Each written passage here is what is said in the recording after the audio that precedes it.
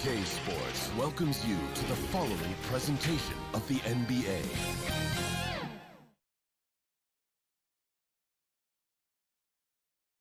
The Jazz couldn't have looked more confident as when they arrived. Kevin, good evening. Knows it very well, D.A. Thank you so much. And checking out Utah's opening lineup, Conley runs the point with Mitchell flanking him.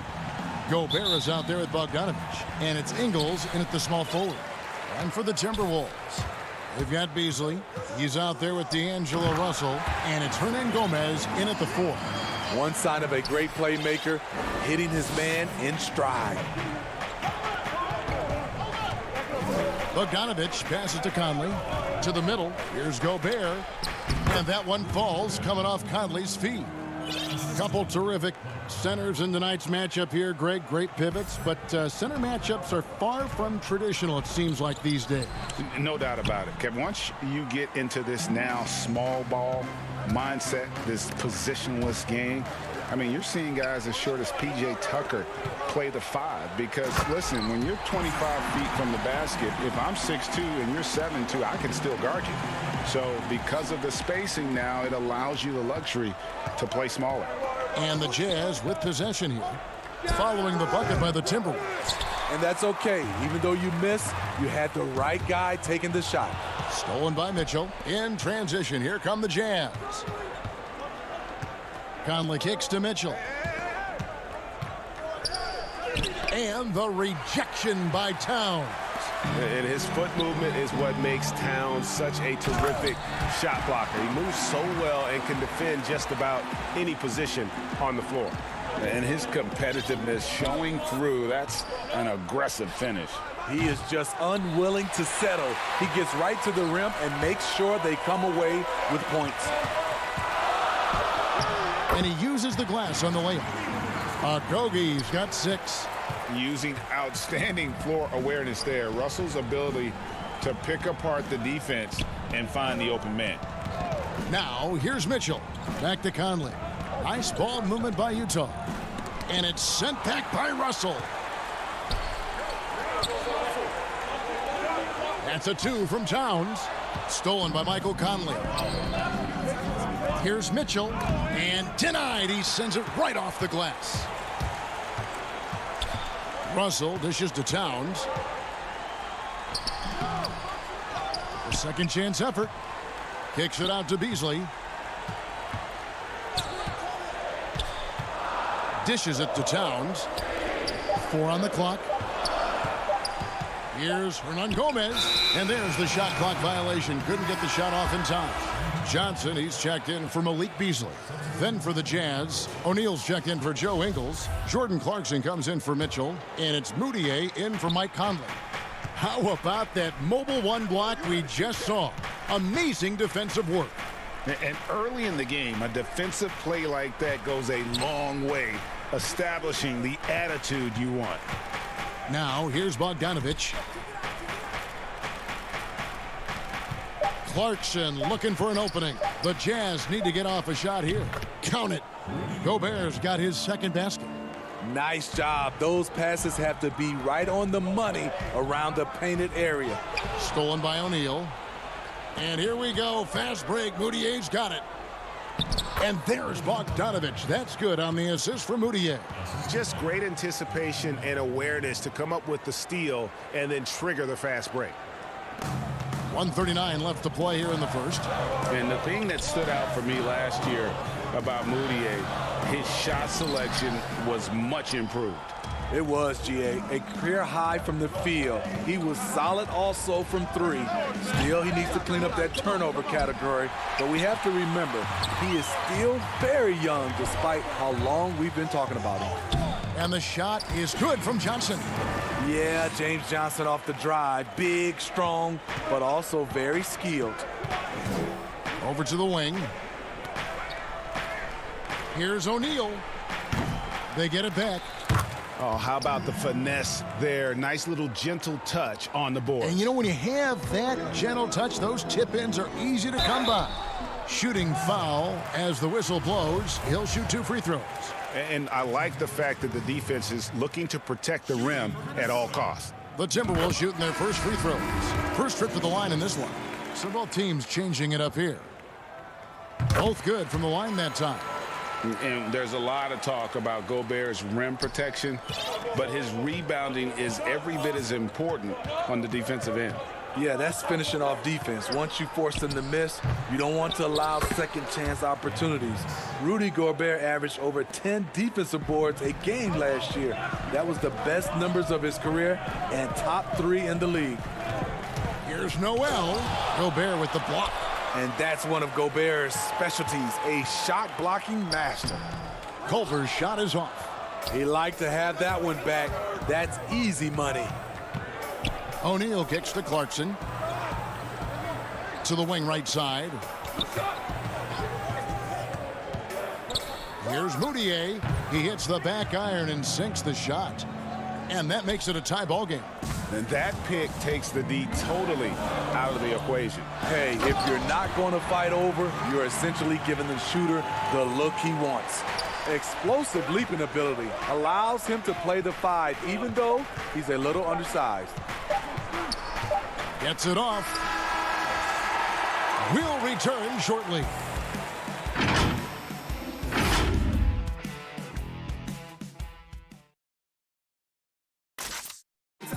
And recently, D'Angelo Russell, Greg, told us about some off-season work he did. Man, I picked a lot of people's brains, going into the summer. A lot of guys that have made that jump, paved the way for us, a lot of old.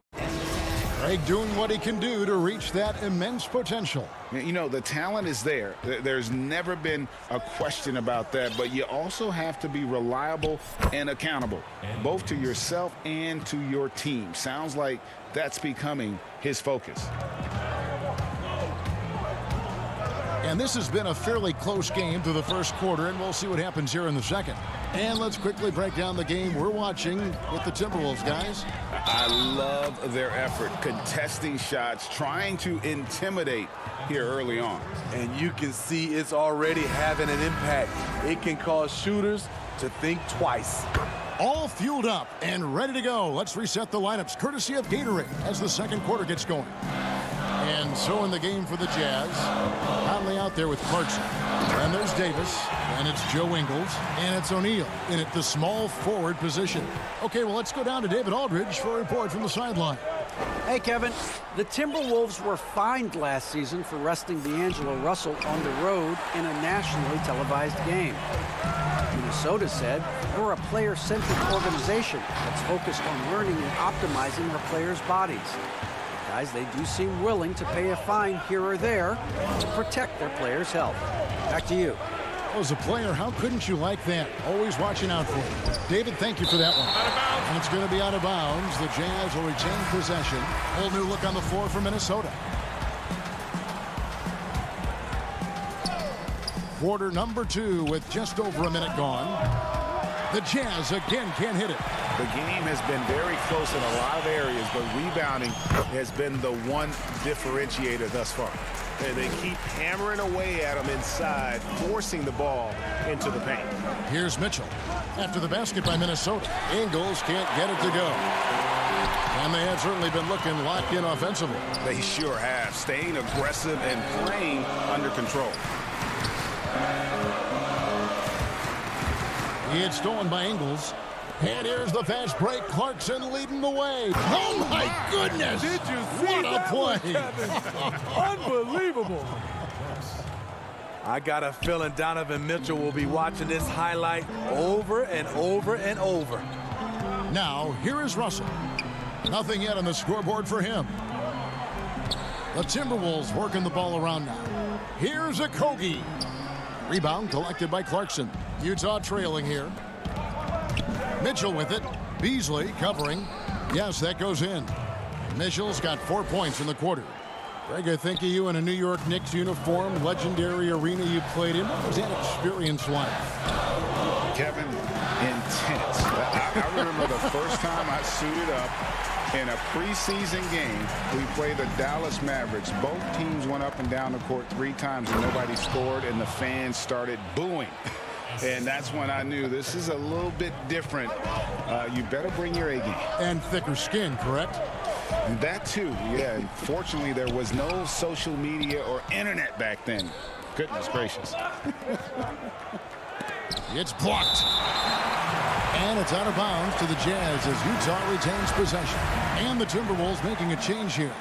Reed's checked in. Utah also making some changes. Rudy Gobert, he's checked in for Davis. And Bogdanovich is subbed in for Jordan Clarkson. Here's Mitchell. That's in there. Conley with the assist. Mitchell's got 8 points. Just look at the way Mitchell's built. The strength in the upper body. And he gets it back. And the ball travels out of bounds. It was last touched by Conley. Jake Layman's checked in for Minnesota. O'Neal's checked in for the Jazz. Moutier comes in for Michael Conley. Here's Russell. Good. Russell's got his first points of the game. And look at Russell bringing the intensity. He's stronger now, willing to mix it up inside no matter who's on it. And some hang time on the rim. Puts a little cherry on the top of that slam. Well, those kind of displays of strength can get one team rolling. And it's Mitchell missing. And the truth is, this league would have been much bigger had he shot better. Here's Towns. The pass to Layman. Outside, Russell. 5 on the clock. No luck, they battled on the glass, but couldn't knock it down.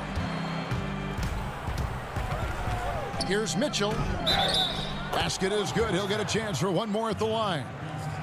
Can't emphasize this enough. This is the way Mitchell's got to play to give this team its best chance. Minnesota making a switch here. He's getting his first free throw attempt of the game here. Free throw drops for Mitchell. I mean, not only does Bogdanovich stretch the floor, but he can really stretch it from beyond 30 feet.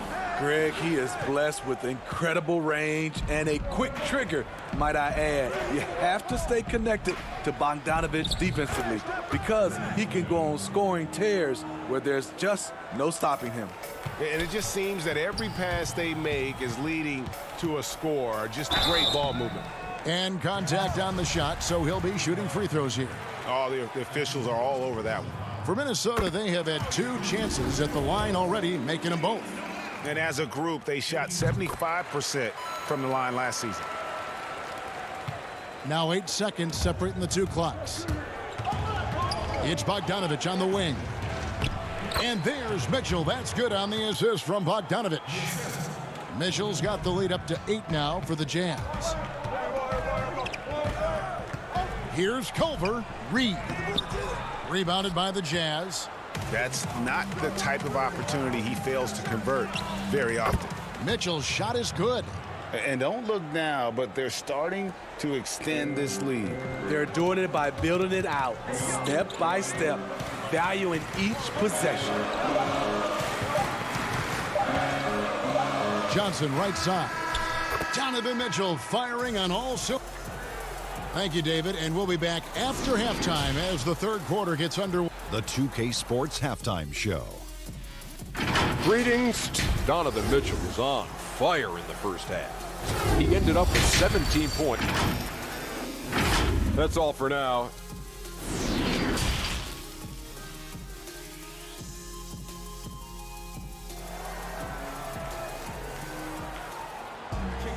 And we've got third quarter of basketball for you. 2 quarters in the books.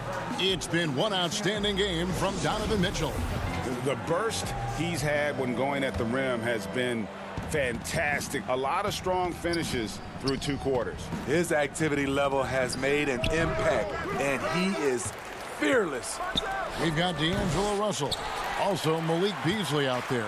And it's Towns in at the 5 spot. So that's the lineup for Minnesota. Now here's Towns. Still getting warmed up offensively. No scoring yet from him. Got a piece of it. And so it looks like the Timberwolves will retain possession here. Great energy on the deflection and a good job disrupting their offense. This is called an effort play. Terrific hustle at the defensive end. Here's Conley. And good that time.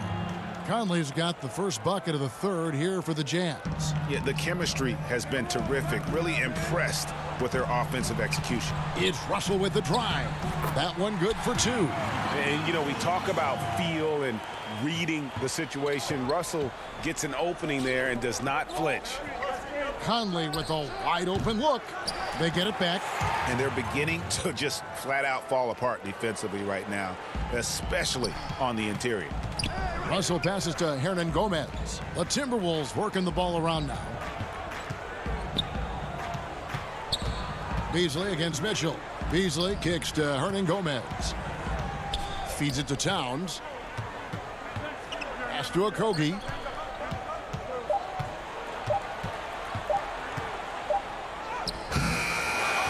Second chance shot. Poke loose. He had stolen by Ingles. And here we go. Mitchell's shot is good. Mitchell's got 4 this quarter. And his teammates appreciate the unselfishness. Bogdanovich willing to get it to his open guys.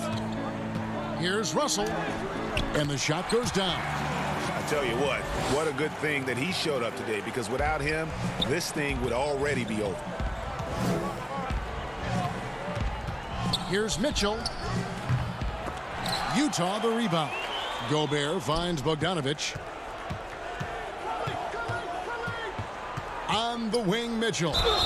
21 points in the game. Greg, who are your favorite players to watch in the NBA?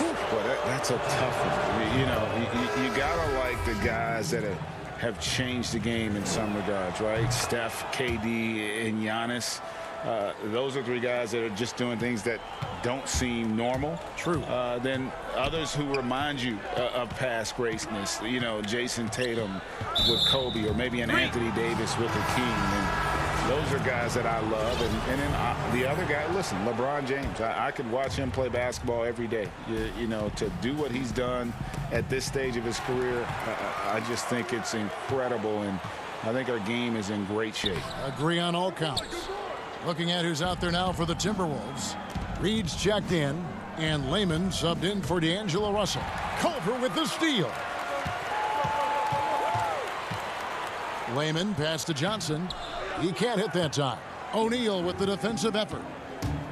Clarkson with the ball. Culver covering.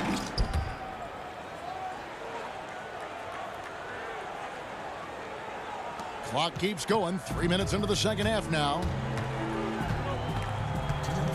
Here's Noel, and it is flushed down with a nice jam.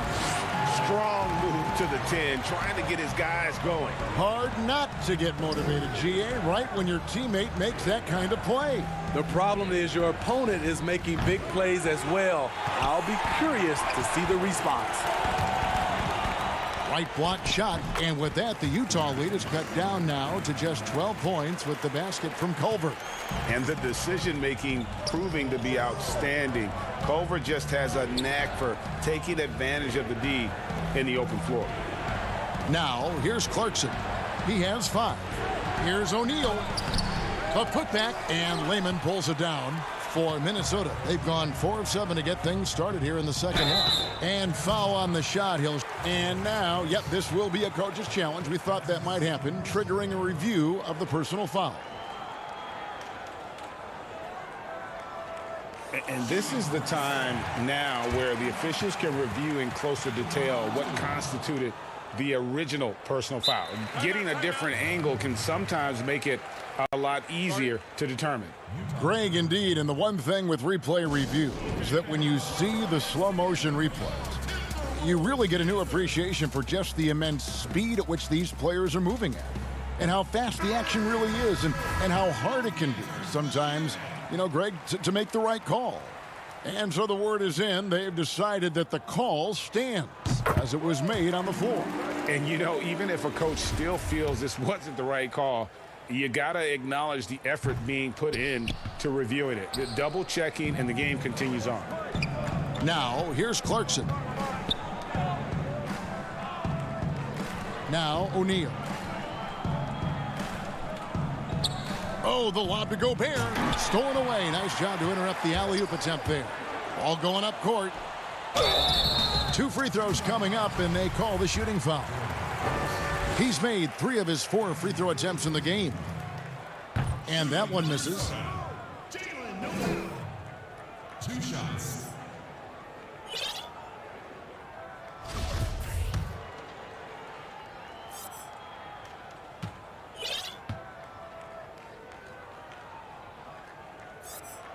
He hits the second from the line. Here is Conley.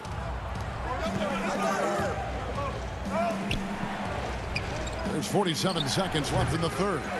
Not sure if that's the shot you were looking for, but it's a fairly clean look. Almost have to take it. And how about the balance there from Culver? Really good at staying in control despite the D being all over. Here's O'Neal. Following the score by Jarrett Culver. And here we go. Timberwolves running again. Finished off the break. Culver's got 6 here in this quarter. I'll tell you, they're right in this. We'll see if they can maintain momentum. What I like during this run, they paid incredible attention to the details at both ends. That needs to continue. Noel passes to Layman to the paint. Inside to the right side. Now here's Johnson. Can't connect from short range. He got it up. Not going to go that time. And so it's the Utah Jazz holding on to an 8-point lead heading into the break. They're pounding the... And how about a look now at our assist of the game? Brought to you by State Farm. And definitely deserving of the prize tonight. How about the read he made here? Looking like a point guard, putting the pass right on the money. Yeah, it's one thing to find the guy. It's another to deliver the ball where he can do something with it. Wonderful play. The fourth quarter has arrived. So good to have you with us. And Utah looking at who they've got to start the fourth quarter. Bogdanovich out there with Rudy Gobert. Then it's O'Neal. Then it's Conley. And it's Niang in at the 2-guard spot. Timberwolves trail by 8. Poked away. Passes it to Hernan Gomez. Now, here is Russell. Rudy Gobert with the rebound. Gobert's got 7 rebounds in the game. Out to the wing. Conley the pass to Gobert. Nice ball movement by Utah. Puts up a 3. No good on that one. And Minnesota will come the other way. And now the Timberwolves on the break. O'Neal with the rebound. Jazz leading by 8. Outside Bogdanovich. Pass to Niang. And Bogdanovich kicks to O'Neal. Gobert double teamed. Back to O'Neal. And the pass to Gobert. Bogdanovich dishes to Gobert. And he tries off the glass, but it's no good. Okogie, the pass to Beasley. And the call on the shot that sends him to the line. And you know what? Very close to a 3-point play right there. The first free throw is good.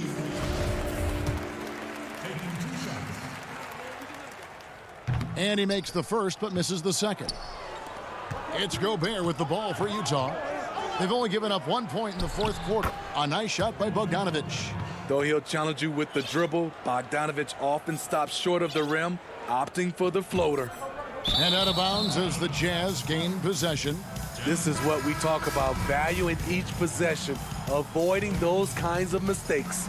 Joe Ingles, he's checked in for the Jazz. Donovan Mitchell comes in for Georges Niang.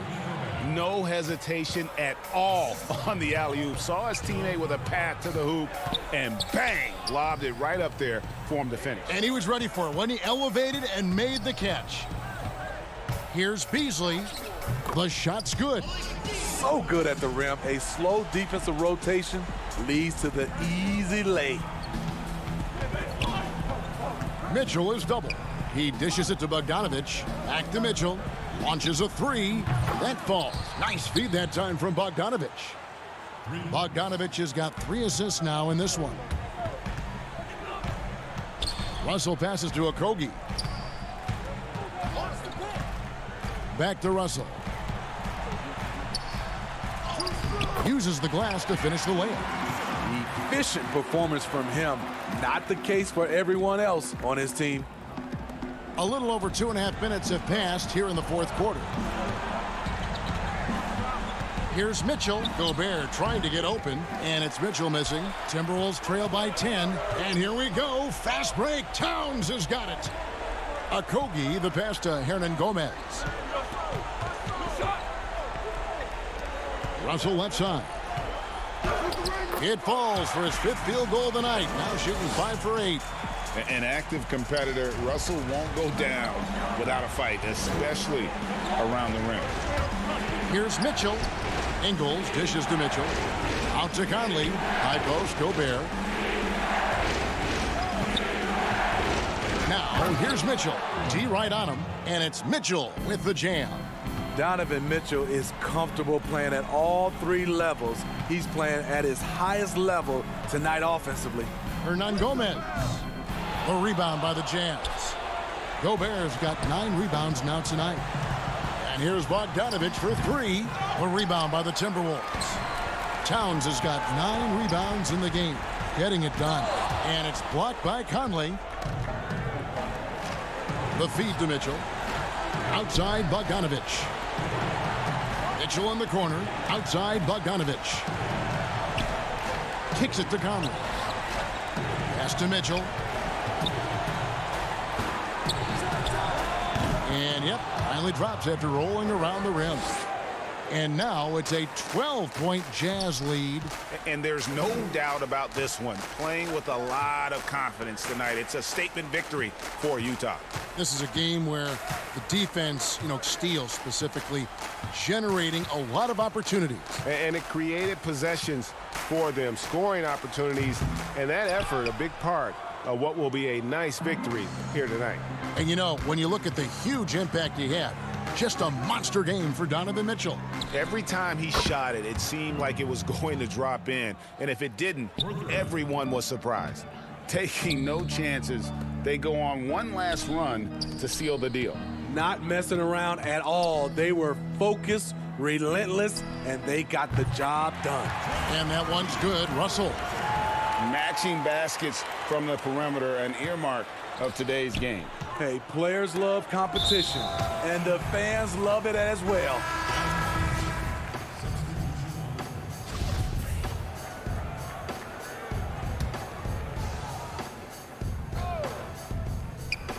So it's Utah now, and slam dunk by Gobert. They just blocked out the noise, kept on grinding, and this is their reward. And guess what? It's going to be a fun flight home. Total team effort. Big win on the road. The shot by Culver, nobody around. And the miss. And so it's Utah easily grabbing the win. A solid win on the road for them. This building was dead silent by the time, GA, this one wound down. And that's what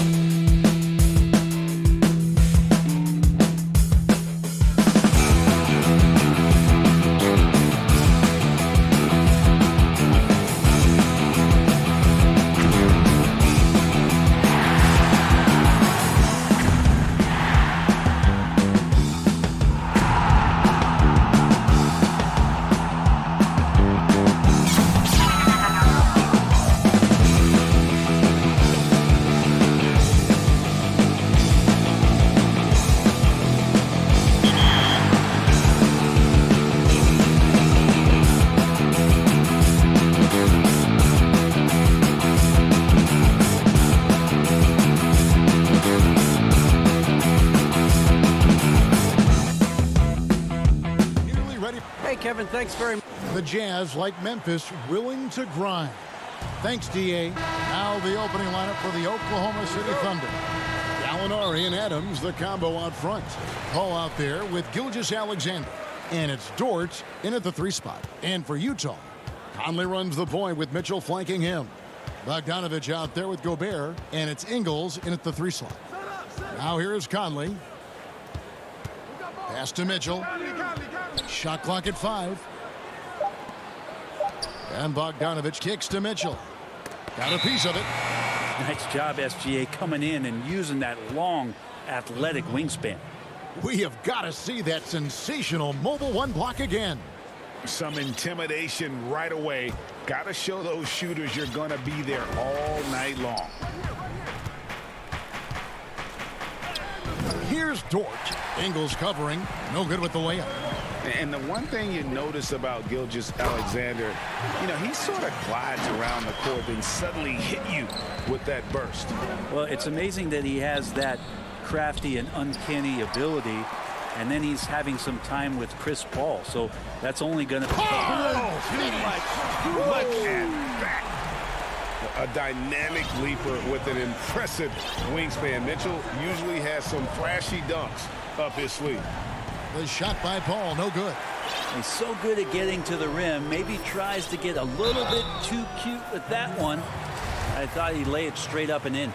And you know what? You allow a guy to get right to the rim like that. That's your only option. Utah shooting their initial free throws of the game right here. And how fearless is Donovan Mitchell? I mean, as a rookie, in his first playoff series, he went off for 38 in a closeout game against none other than Russell Westbrook. Jazz have gone 2 of 3 here to start out the game. Mitchell against Gilgeous-Alexander. Gobert with a wide open look. The Jazz with another miss. The Thunder have gone just 1 of 4 to get this game started. Here's Gallinari. An easy 2 points on the layup. What focus from the big Italian forward out there. Gallinari is used to having to overcome a lot of physical defense. And here is Ingles. Gobert trying to get open, and that one goes long. Oh, can't punish the defense for leaving him open that time. That's a frustrating miss for a really steady jump shooter. And the foul called on Donovan Mitchell. That is his first foul of the game. Here's Gallinari. And it's good for 2. Gallinari's got his second basket of the game. Nice body control there by Gallo. He gets bodied up a little bit and executes that finish flawlessly. Here's Bogdanovich. Some solid defense from Gallinari. For Oklahoma City, they've gone 50% from the field, hitting 3 of 6 since the opening tip. Ooh, he put a little extra on that one. He does. He doesn't usually finish soft either. Obviously, he can when necessary, but not that time. Gobert, the pass to Mitchell. He clangs that one off the back iron, and down it falls. Mitchell's got 8 points. Greg, so many people know your story. Born and raised in Las Vegas. It must have been an amazing feeling then to lead UNLV to its only championship. I mean, Kevin, playing in front of so many people has its pros and cons. Right. But to be a part of that 1990 championship team and the only one we've been able to hoist and to have my jersey hanging in that rafter, it's humbling, and yes, it brings back a lot of fond memories. Like historically good, right? When you think of that team, what that meant, it has a historic place. It does. We felt like we were able to etch our mark in terms of the lures of the game of college basketball. And last season, at least at first, it was a challenge for Ingles to mesh with Mike Conley. Yeah, I mean, Conley came in to run the offense, which kind of took the ball out of Ingles' hands a little bit. But then Conley goes out with the hamstring, and that allowed Ingles to get back into rhythm, and he's been able to handle that load many times for this group. Moutier looking around. Pass to Ingles. Shot from 16. Clock at 6. Here's Moutier. It's hauled in by Diallo. And here are the Thunder now. They're on a 12-4 run right now. Here's Ferguson. Here's Muscala. Second shot opportunity. And Davis pulls it down. Well, the D's so tight on him, it makes him alter his shot. And an easy chance turns into a tough one because the defense is swarming. Clarkson kicks to Ingles. Back to Clarkson. Off target at the rim. A lot of defenders choose to just back up off of him when he's in that tight, try to avoid the and one, and this time they're not backing off. Utah trailing here. And stolen by Diallo. Oh, and here comes Schroeder all alone. And that one drops for him. You can see how Schroeder's eyes get big whenever he has a chance like that. Surprising from the point guard position. Pass to Moutier. From 15 feet away, great positioning on the putback. And those second chance points really become almost like bonus points when you can get them. Stolen by O'Neal. Clarkson finds Ingles. That one's in, his first bucket of the game. He's 1 for 2. Pretty good recognition for Clarkson. He's moving the ball, and some good things starting to happen now offensively. Here's Diallo, and the shot is good. I mean, the number of points they've scored in the paint already here is eye-opening. 1 second left, and no luck with that time on the buzzer beater. At the end of one, both teams putting up some points. Thunder lead by...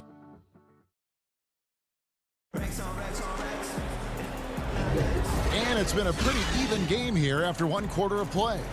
And let's quickly break down the game we've seen so far from the Thunder, guys. Hey, why take jump shots when you can get your points at the rim? Yeah, that worked wonders for them in the quarter. We'll see what kind of adjustments get made. They've got O'Neal. Clarkson is out there with Emmanuel Moutier. Then there's Davis, and it's Gobert in at the center, filling out the middle. That's the group right now for Utah. Gobert the pass to Davis. And the Thunder pushing it up now. He lobs it up, and slam dunk by Noel. And trust me, Dennis Schroeder would love to score the basketball, but his ability to set up his teammates is also effective. And there's the defensive 3-second call. The Jazz have looked good at the line tonight. They're perfect in 4 attempts. And so he hits the technical free throw. A different look for Utah. Bogdanovich comes in for Davis, and it's Mitchell in for Emmanuel Moutier. Shai Gilgeous-Alexander checked in for Oklahoma City. And the Thunder pushing it up now. And he stuffs it. What a pass to set him up. Ooh, no layups right there for SGA up to the rim. Jazz trail by 7. And let's catch up with our sideline reporter, David Aldridge. Hey, Kevin, thanks very much. Well, Steven Adams could be the league's most physical presence. All-star Jimmy Butler said that he is just so strong. Butler says he hit me with a screen, and I thought my life was over. Adams said his strength doesn't help with flopping. The refs are like, get up. Guys, he has a sense of humor about it, and maybe that's a counterbalance to his great physical gifts. You're right, D.A. He is strong. Thanks for that report. Michael Conley, he's checked in for Clarkson. And Oklahoma City with a change here. And there's an edge to Mitchell's game. He wants to be the guy in charge, and if that means he's got to get physical, he'll do it. To the inside, Noel. The shot's good on the assist by Schroeder. Noel's got the lead up to 9 now for Oklahoma City. Here's Mitchell, and it's blocked. And the foul called on Bojan Bogdanovich. That's his first foul.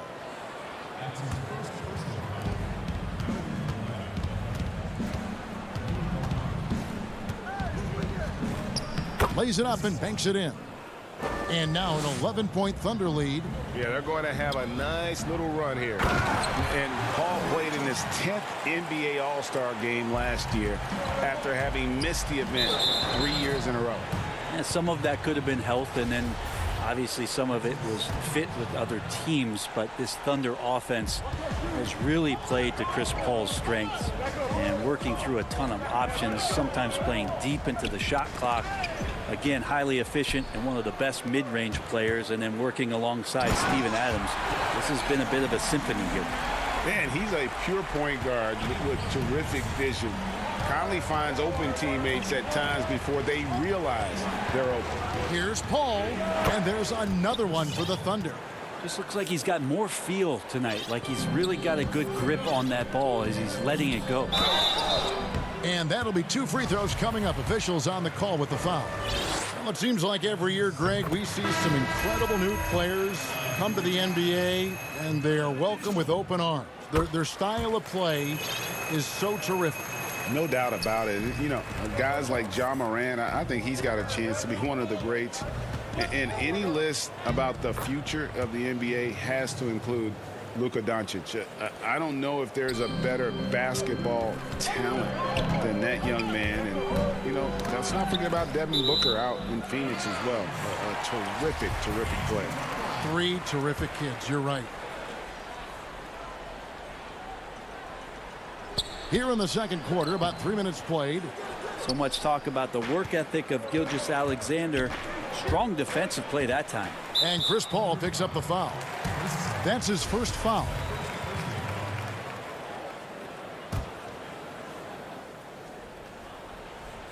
Here's Mitchell.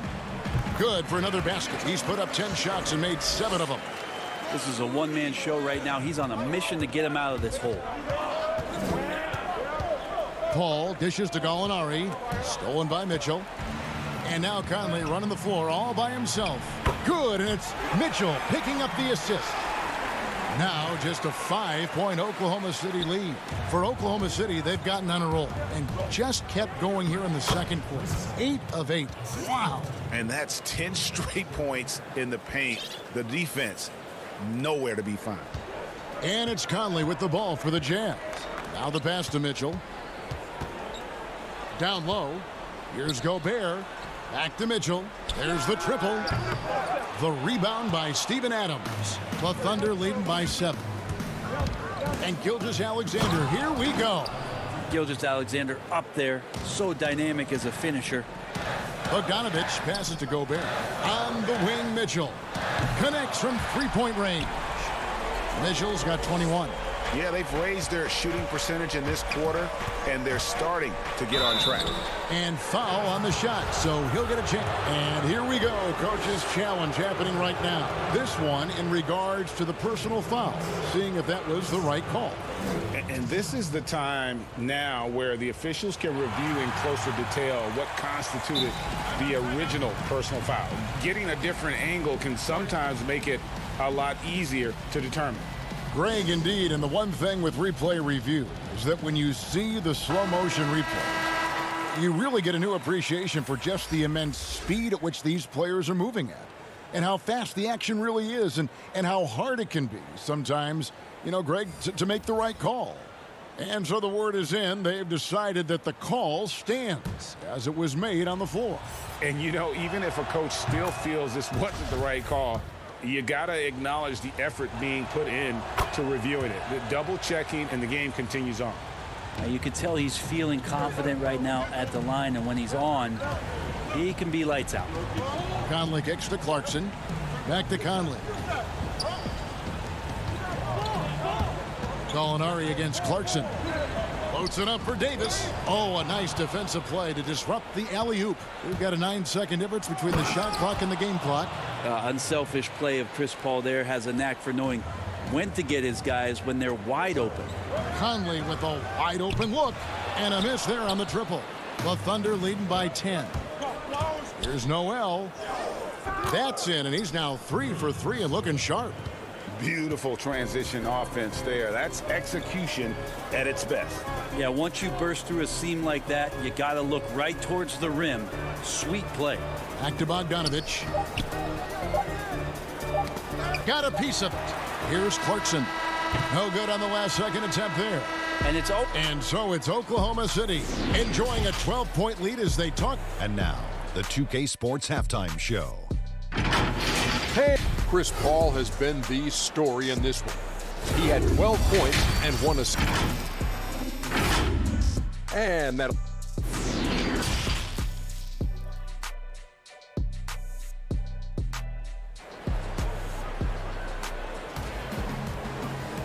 And after a very lopsided first half, we'll see if things play out a little more evenly here in the second.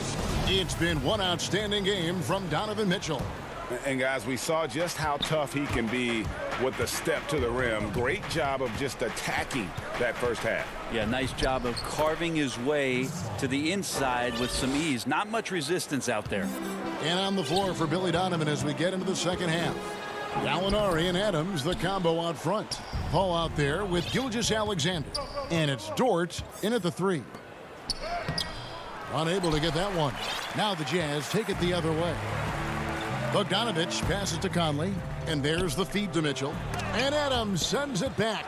Well, Steven Adams is very much capable of anchoring a defense right there in a great spot to get the block. Pass to Bogdanovich. Another shot. The rebound by Steven Adams. Not been an easy start. 3 straight misses here on these possessions. Yep, that one goes. Dort's got his second bucket of the game to go. Second half just getting started. About a minute played. Lobbed up there for Bogdanovich. And taken away by Paul. And another fast break chance here for the Thunder. Here we go. Throws it down despite the man right in his face. A chance here for a 3-point play. And I think that play sort of sums up what we've seen tonight. Just simply being outplayed both sides of the ball. Smart basketball defensively, turning into easy points. And Utah making a change here. O'Neal's checked in. And a switcher also for Oklahoma City.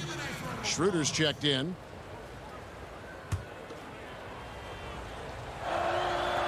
You know, Greg, when you were in New York, you were on a super team of sorts. Compare that to the super teams they're forming now in the NBA.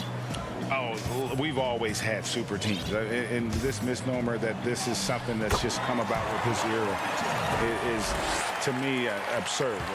You've always had it. Whether the difference nowadays is I think the players have more say in where they go. And they can orchestrate how a team is constructed, but it's always existed. And the reality is this: you become a super team when you win a lot. Sure. And that's what really dictates how super your team is. Here's Mitchell. Makes it off the glass. Mitchell's got 4 points in the quarter. And, you know, he's enjoyed the kind of day you expect in terms of shooting the basketball. He can bring them right back into this game. Gallinari just jamming that one home off the drive like it was nothing. Ingles in the corner from downtown. The Thunder pull it in. Adams has got 6 rebounds now in the game. Here's Gilgeous-Alexander. The dunk and the foul. A powerhouse move, and he's got a chance for one more at the line. It's going to go on Bojan Bogdanovich. Here's what Utah's going with right now. Davis is checked in for Bogdanovich. Clarkson comes in for Joe Ingles. And Emmanuel Mudiay subbed in for Donovan Mitchell. Mudiay against Noel. High post, Gobert.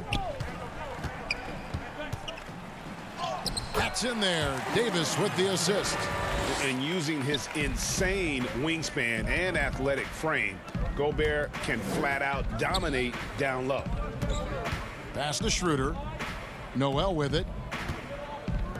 Adams right side. Too long in the paint, and he's hit with a 3-second violation. The Thunder shooting their 5th free throw of the game here. And they had a lot of success a season ago as a team, hitting about 80% of their free throws. And the technical free throw is good. With Schroeder, it's all about speed. He just changes direction and shifts into another gear, Kevin. That's where his advantage lies. Looking at who's out there now for the Thunder. Muscala comes in for Steven Adams, and Diallo subbed in for Gilgeous-Alexander. And it's Davis finishing it off. 2 things happening there. Ed Davis has tremendous ups, and secondarily, because of those long arms, you could throw that anywhere.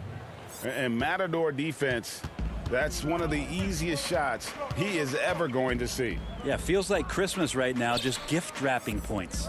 From past the arc, the Thunder pull it in. And Muscala kicks to Noel. Nobody near Schroeder. O'Neal with the rebound. I saw a green light there. The D's not going to get away with that kind of lapse all that often here tonight. Back to Mudiay. Davis inside. Clarkson passes to Gobert. 6 to shoot. And stolen by Diallo. And now a fast break for the Thunder. And he gets the whistle. 2 free throws coming up. It's his first trip to the line. First free throw is good.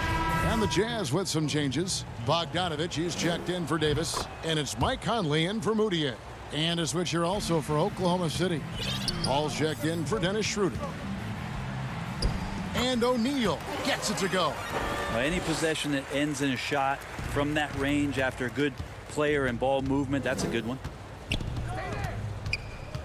Here's Paul. Rudy Gobert with the rebound. Yeah, my expectations were that he was not going to miss that one. He handles that kind of defense, especially on the inside. Conley gets the bucket. That's the kind of passing you want there. Work the ball around, keep it moving, try to get an assist on every bucket. Paul passes to Ferguson, and he drops in the layup off the glass. Ferguson's got 6. And Ferguson showing off a little bit of maybe that strength that we so often talk about he needs to put on. In the corner, O'Neal with it. Over in the corner, Conley. The shot from the low post is good. Of all the action happening there, it's the assist that jumps out to me there. That's just a great look and a great setup for the bucket. Paul kicks to Ferguson. From 11 feet away, Paul can't get it to go. Maybe a time to rest him right now. Just give him a bit of a breather. Try to help him get back on track. I love Bogdanovich's ability to put the team first. When he sees one of his guys open, he's a willing ball mover. And that one's good. Noel. That's nice vision there. You see that pass, you make the feed before the defense has a chance to react, and that opens up a much better opportunity to score. A terrific movement off of the dead ball situation, and a great play to get the bucket. Well, through 3 quarters of play, down double digits, it may be difficult to overcome. And a chance right now to show you our State Farm assist of the game. And he sliced the D wide open with this feed. They had no chance to prevent that basket. That's what great passing will do for you right there, dissecting the defense with that play. And 1 quarter to go in a game that to this point has not been an evenly fought contest. Conley and Mitchell, the talented backcourt pair. Rudy Gobert is out there with Bogdanovich. And it's Ingles in at the small forward. That's the group right now for Utah. Oklahoma City moving the ball around. And it's Paul missing. Jazz trail by 15. And they call the foul, so he's got the and one chance here to make it a three-point play. Nice pass here to set that basket up. And the Thunder with some changes. Steven Adams, he's checked in for Mike Muscala. And Shai Gilgeous-Alexander subbed in for Ferguson.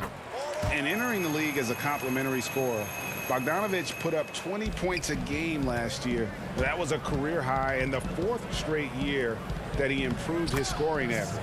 Basket good. A wonderful awareness from the big man as Steven Adams finds the open man. The Thunder pull it in. Adams has got his 7th rebound here tonight. Here's Gilgeous-Alexander. Oh, and he plucks it off the glass. Wow. And the Jazz pushing it up now. Here's Mitchell. He gets that one. Mitchell's got 27 points. And the coaching staff loves this. Mitchell being assertive on offense and just imposing his will.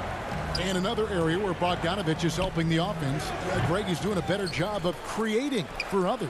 I mean, he still has that shoot-first mentality, but now if he doesn't have a clean look, he's much more willing to make the extra pass, and that makes him just that much more valuable to this team.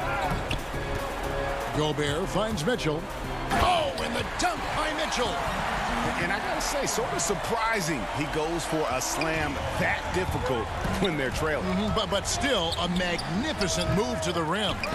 Well, if he's going to keep shooting, they've got to run some plays for him. Screens, pick and rolls, anything they can do to get him started. And this offensive explosion has narrowed the gap. Ball outside. Last quarter of play, about 2 minutes in now. Here's Gilgeous-Alexander. Good, and Paul gets the assist. Paul's got 3 assists now in this one. Well, proving more and more he's trying to be more effective from the three-point line as Gilgeous-Alexander collects a bucket. Dennis Schroeder's checked in for the Thunder. Mitchell in the corner. Good on the three-point shot. Mitchell's got 13 points here in the second half alone. The adjustments they've made offensively, they're putting guys in a position now to succeed. The possession's just way more efficient, I think, here tonight. Taking smarter, better shots, moving the ball around. That's helped them to get back in the ballgame. Really taking advantage of every scoring opportunity. They've somehow found a way to make this thing exciting. On the wing, Gilgeous-Alexander. And the three off target. He's not the guy that you want to give a wide open look from three-point range. Oh, man. Well, they're getting stops, and they're attacking on the offensive end. Yeah, coaching staff probably loves this, just grinding out defensive possessions, which is helping them get back into their offensive flow. Time called here. The Thunder decide to talk it over. Giving up a run here, can they turn it around? Hard to say right now. At this point, I've seen the coaches run through 2 or 3 iterations of defense. Is there a fourth? I'm not sure.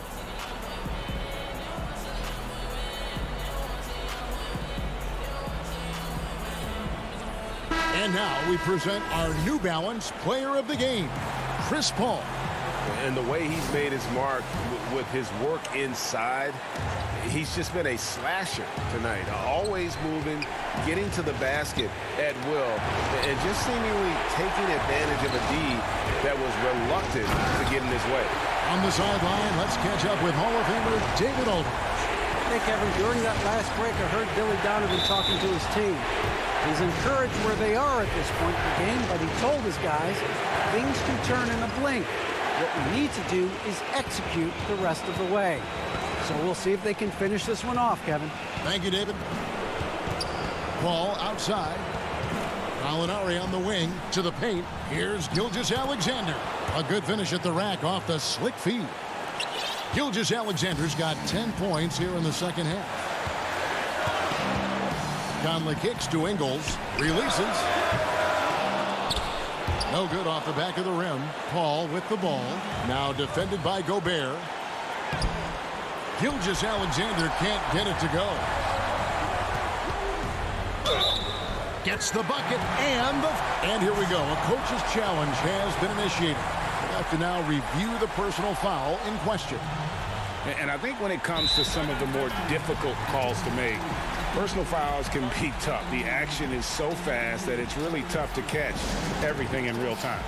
The wonders of technology, Greg. We've seen replay reviews so effectively, and involving the coaches by being able to challenge like this is something a lot of people have been hoping for. And so the word is in. They've decided that the call stands as it was made on the floor.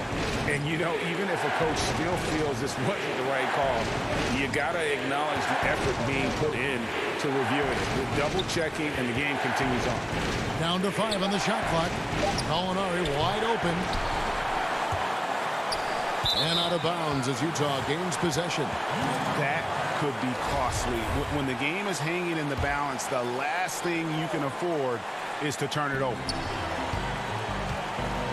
It's Bogdanovich on the wing. It's Bogdanovich on the wing.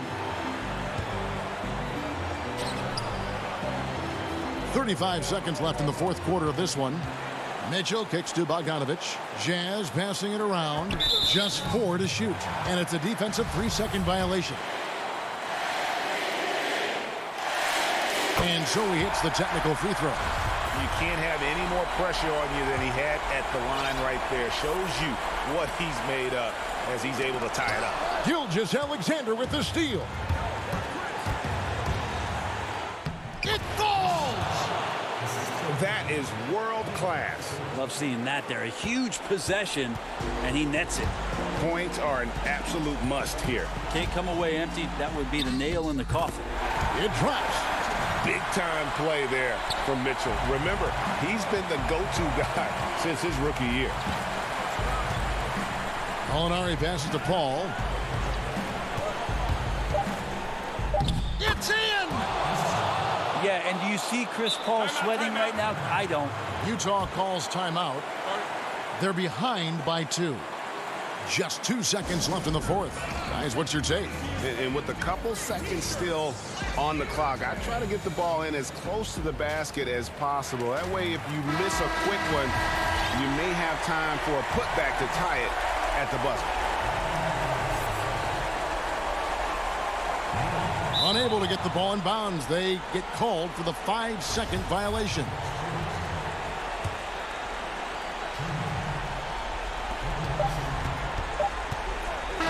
No one around him. Off target with that shot. So a close game sees Oklahoma City taking this one. They break the hearts of every fan in the building with a dramatic late victory. And Kevin, this is the kind of win you have to take a ton of pride in. I mean, they battled with every... All right, David, great job. Thanks so much. And that'll wrap it up, folks.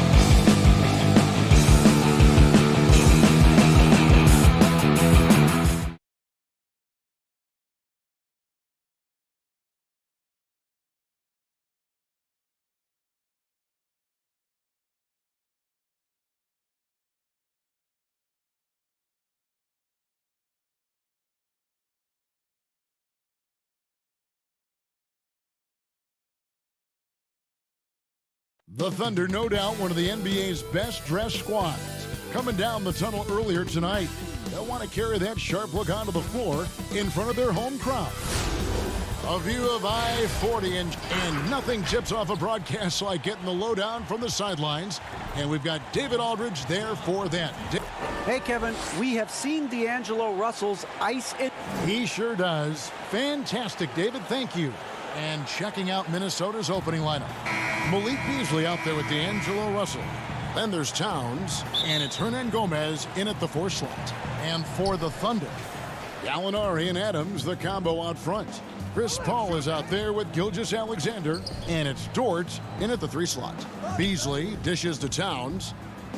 Back to Beasley. Thunder with the rebound. Man, I can't believe he blew that gimme, guys. Well, I know he's frustrated about that.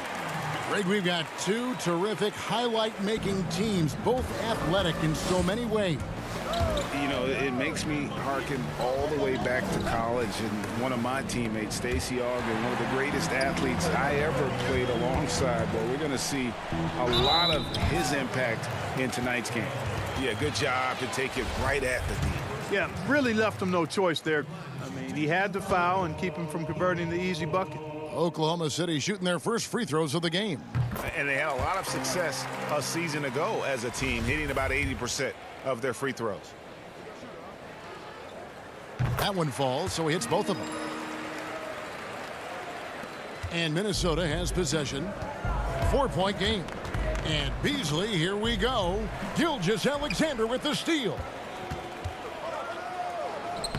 And Chris Paul the bucket on the assist by Gilgeous-Alexander.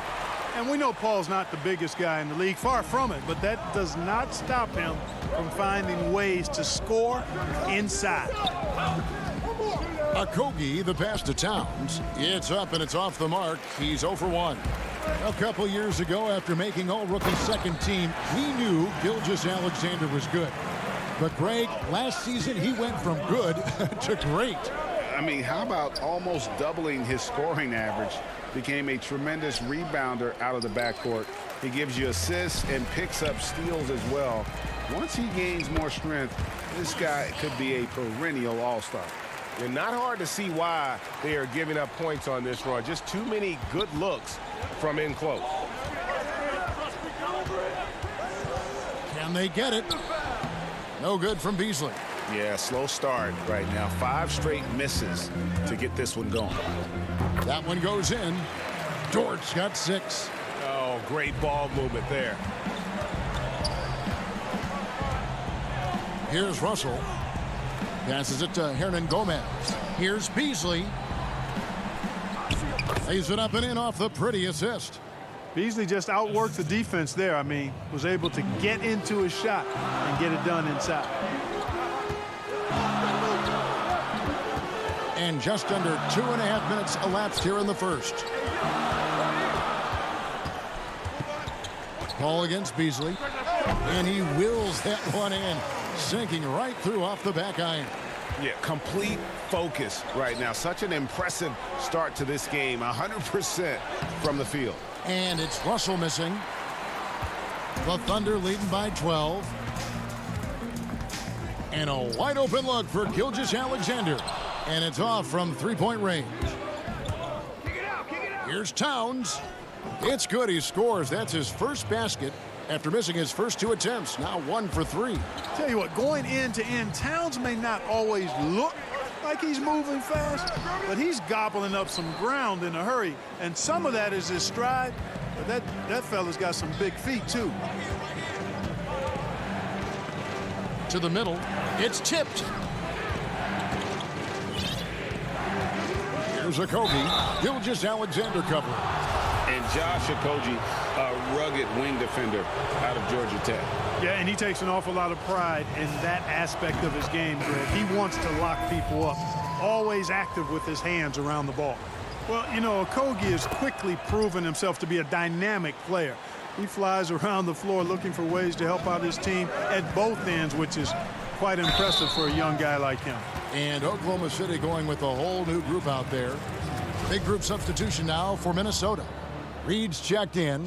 Johnson comes in for Hernan Gomez. Lehman is checked in for Malik Beasley. And Culver's subbed in for D'Angelo Russell. Minnesota making a switch here. Noel's checked in. Timberwolves trail by 8. Drops in the layup for 2. And once he got to the 10, I think he was surprised to find himself that wide open. Well, this early, they should be showing a lot more energy on defense. It's not there. Fast break, Minnesota. And that one, good. Beautiful job closing the gap here. Let's see if they can sustain this run. This game was in danger of getting away from them. They've made a nice push to keep it close. They've wasted no time settling into their offense. Yeah, they're lasered in. I mean, really making the most of their possessions. Now, here's Culver. He's guarded by Schroeder. A nice shot by Culver. A matter of speed that time for Culver. Got him inside for his shot, and the defense just couldn't keep up. Here's Muscala. Goes back up. Rebounded by the Timberwolves. And now the Timberwolves on the break. Noel, no good. The Thunder leading by 4. Shot clock and game clock separated by less than 6 seconds. Ferguson's shot is good. Well, there's nothing like being unselfish as a player, and Noel was outstanding in that regard. Reading the entire floor and finding his guys for high percentage shots. On the wing, Johnson. Lets it fly. And a little luck that time, but it drops.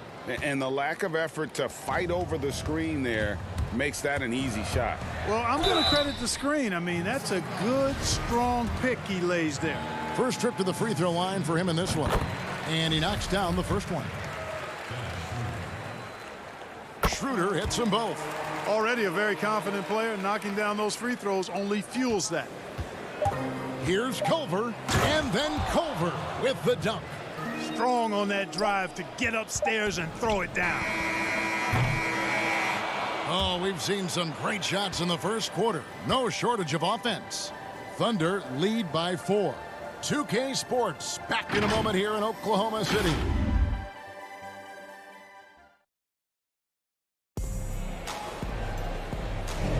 And thanks again for tuning in. If you're just joining us, we've played through 1 quarter of action so far. What do you guys think about the Thunder here in this one?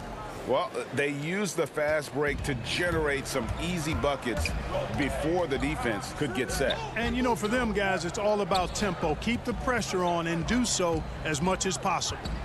We've got Dennis Schroeder. Muscala is out there with Ferguson. Then it's Noel.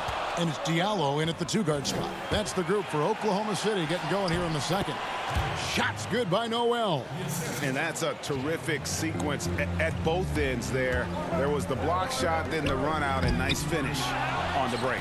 And they'll keep possession. Here's Ferguson. That one falls. His second basket of the game. He's now 2 for 3. And they haven't been able to turn it into a big lead, but their rebounding advantage is starting to add up. Yeah, still close, but with their tough play on the boards, we're certainly seeing the effort. Back to Lehman. Quarter number 2. We're about a minute in. Misses off the left iron. A slam dunk by Diallo. Oh, that's straight TNT, baby. Explosive. That was pretty, and he just has that effortless knack for getting inside. Tell you what, you'd hate to be the guy having the responsibility of guarding him. And you can see the defenders afraid to kind of get in his way a lot of times when he's on his way to the basket. But on that one, they were there. Oh, taking it to the rack with power, hammering down the 2-hand slam. Really piling on the lead with a dunk like that. Reed gets the bucket. Around the free agent race last year, for your money, Greg, who would you have rather take? Kawhi and PG, Kevin Durant and Kyrie. Wow. I tell you what, it's a tough call. You know, Kawhi's got a couple finals MVPs. KD's got a couple. Kyrie's got a ring. It's a tough call. I mean, PG is more than capable, man. I think it's a toss-up, partner. I agree. Yeah, I'm going to agree with you. Culver's shot is off. The Thunder leading by 6. Pass to Ferguson. Oklahoma City moving the ball around. Here's Noel. The shot's good on the assist by Schroeder. Noel's got his first 2 points. Yeah, that's the third bucket in a row from the paint. This defense needs to clog those lanes in the middle. Johnson can't hit. And, guys, not sure where his head was on that shot. Not what this offense was designed to create. Not at all. I mean, that's where they want him looking for a teammate, not trying to do it on his own. He needs to share the wealth there. Yep, that one goes in there. Yeah, the chemistry has been terrific. Really impressed with their offensive execution. You know, the defense has really been kept off balance because of the outstanding passes. 4 straight field goals have been made off an assist. The D just kind of stepping aside and letting him get to the rim. There's a reason, GA, the lead is what it is right now. You know, you look at it, the communication is lacking, as is the trust. They can ill afford those types of breakdowns. It won't work. You can't win with those kind of breakdowns. Here's Muscala. Sinks the three-pointer. Muscala's got 5 now. You know, the second period's been much more kind to him than the first. I mean, let's see if he can keep it going and maintain this. Here's Reed, and that one is stuffed right through. So good to see young players have a feel for creating for others, and Culver flashed his potential as a real playmaker. There's the call on James Johnson. That is his first foul of the game. And the Thunder going with a whole new group out there. 1:21 left to play in the first half. Adams. Second chance shot. Offensive rebound. And they finally get it to go. A full night's work on the boards in one trip down the floor. And they continue to control the glass. Guys, I think they've simply been the more physical team, and that's why they're ahead. I tell you what, it's almost like stealing to watch how he plays the game from this seat.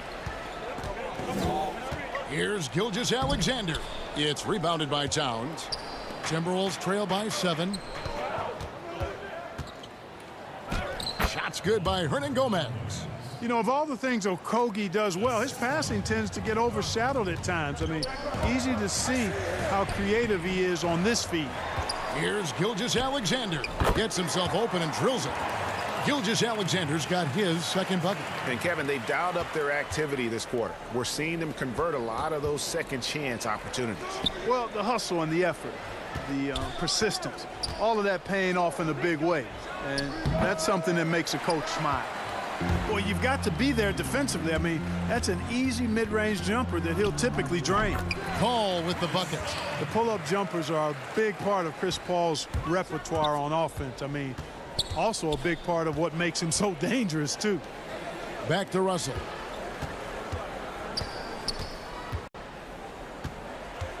And the pass to Hernangomez. Okogie for 3, and that shot was up in time, but doesn't go in. And Kevin, thank you, David. And we'll be back for the third quarter of action following halftime. It's the 2K Sports Halftime Show. Hey again, everybody. I'm Ernie Johnson. Shaq is here. Kenny's here. You're watching the NBA. It's been over a decade since the Seattle Supersonics defeated the Oklahoma City. Kenny, what are you thinking as you reflect on that move? Ooh, great tradition in Seattle, man. They won that championship. And that does it for our halftime show.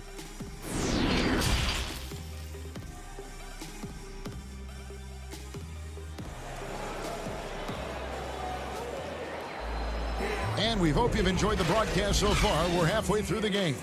You look at Chris Paul. What a contribution.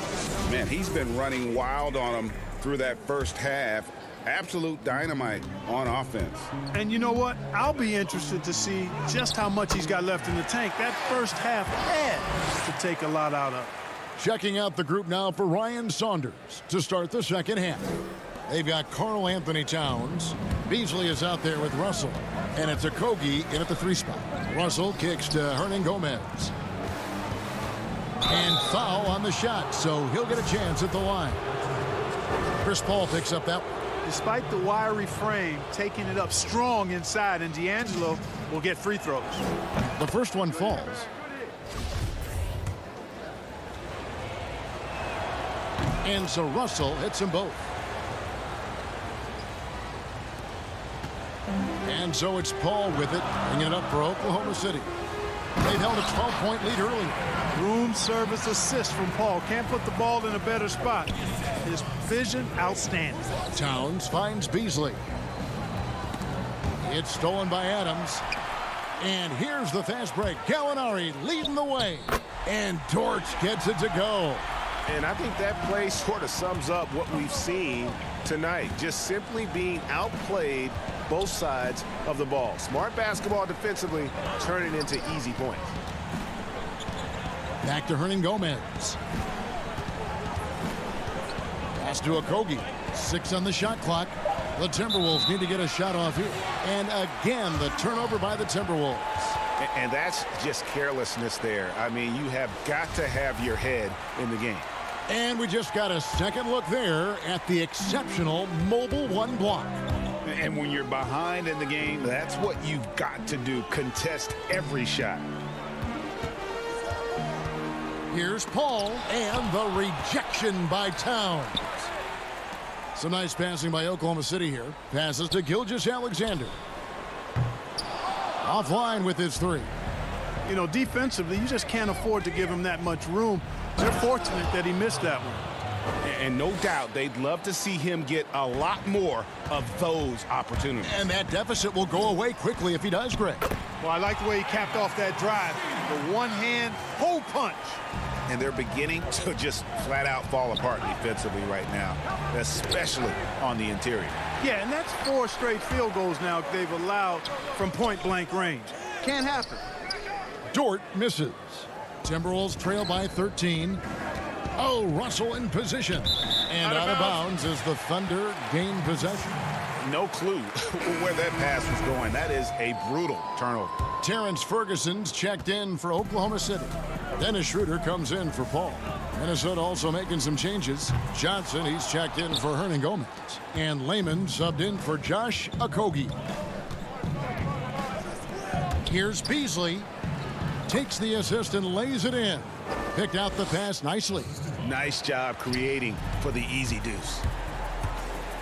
Here's Schroeder. And the layup's good off the glass. Schroeder's got the lead up to 13 now for the Thunder. I don't know what's happening defensively, but they're not putting up any resistance. I tell you what, it reminds me of one of my college coaches who used to say, that ain't gonna get it done. That's 5 straight baskets in the paint now. The Timberwolves look good at the line tonight. They're perfect in 4 attempts. And as a group, they shot 75% from the line last season. You know, D'Angelo Russell, to his credit, made the most of the move to Brooklyn. You know, he was dumped by the Lakers in 2017 in a trade to create cap space and ended up being selected to his first All-Star game in 19. Johnson attacking. Boy, that's finishing the defense there. He made a good effort on that possession defensively and then closed it out with the rebound. Here's Noel. The shot, no good. And it's the Timberwolves taking it the other way. That's it, and the Oklahoma City lead is cut down to 9 in the bucket from Johnson.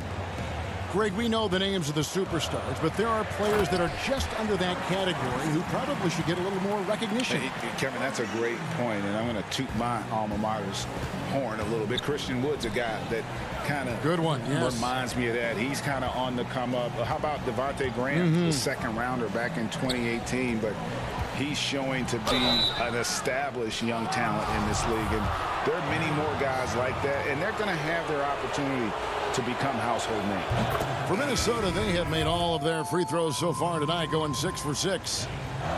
And the Thunder making a change here. Diallo's checked in. 1:25 left to play here in the third. Minnesota with the rebound. And now the Timberwolves on the break. Johnson's got the ball. Culver passes to Lehman. He gets it in there. And he can time his passes so perfectly. Wow, what an assist. Pass to Muscala. Banked in off the glass. Muscala's got 7 points in the game. Timberwolves trail by 9. Right side Russell. And he jams it with authority. Exactly what you want from your point guard. Nice dime to the open teammate by Russell. And he says right back at you with a big dunk of his own. Now that's some hang time. What a pretty double clutch move. Agree, Greg. You can afford to get fancy on your way up when you've got that kind of space. And space is what he had, fellas. Soft defense there. And he banks in the layup. Schroeder's got 4 points in the quarter. And so it's Russell with it. He'll bring it up for Minnesota. They trail by 11. It's 9 seconds separating the shot clock and game clock. The pass to Lehman. Colbert kicks to Lehman on the wing. Johnson. Shot clock at 6. Count it. Good. 6 points for him. And they've had assists now in their last 3 baskets. Now Muscala.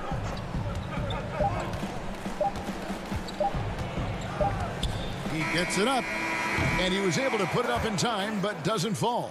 The points coming in bunches as we wrap up the third quarter. It's been a good. And now let's go back to a play from earlier as we show you our State Farm assist of the game. And I'm glad this was the pick because I love this pass. Such a great dish. That's what I call court vision. Yeah, and with the accuracy to go along with that vision. I mean, he put the ball in the absolute perfect spot. That's how you orchestrate it. And this is it. Glad to have you along for this fourth and final quarter. Noel is out there with Steven Adams. Then there's Gallinari. Then it's Chris Paul. And it's Dort in at the shooting guard. That's the lineup in the game for Oklahoma City. Here's Gallinari. Noel trying to break loose. A nice shot by Gallinari. And the Thunder lead by 9.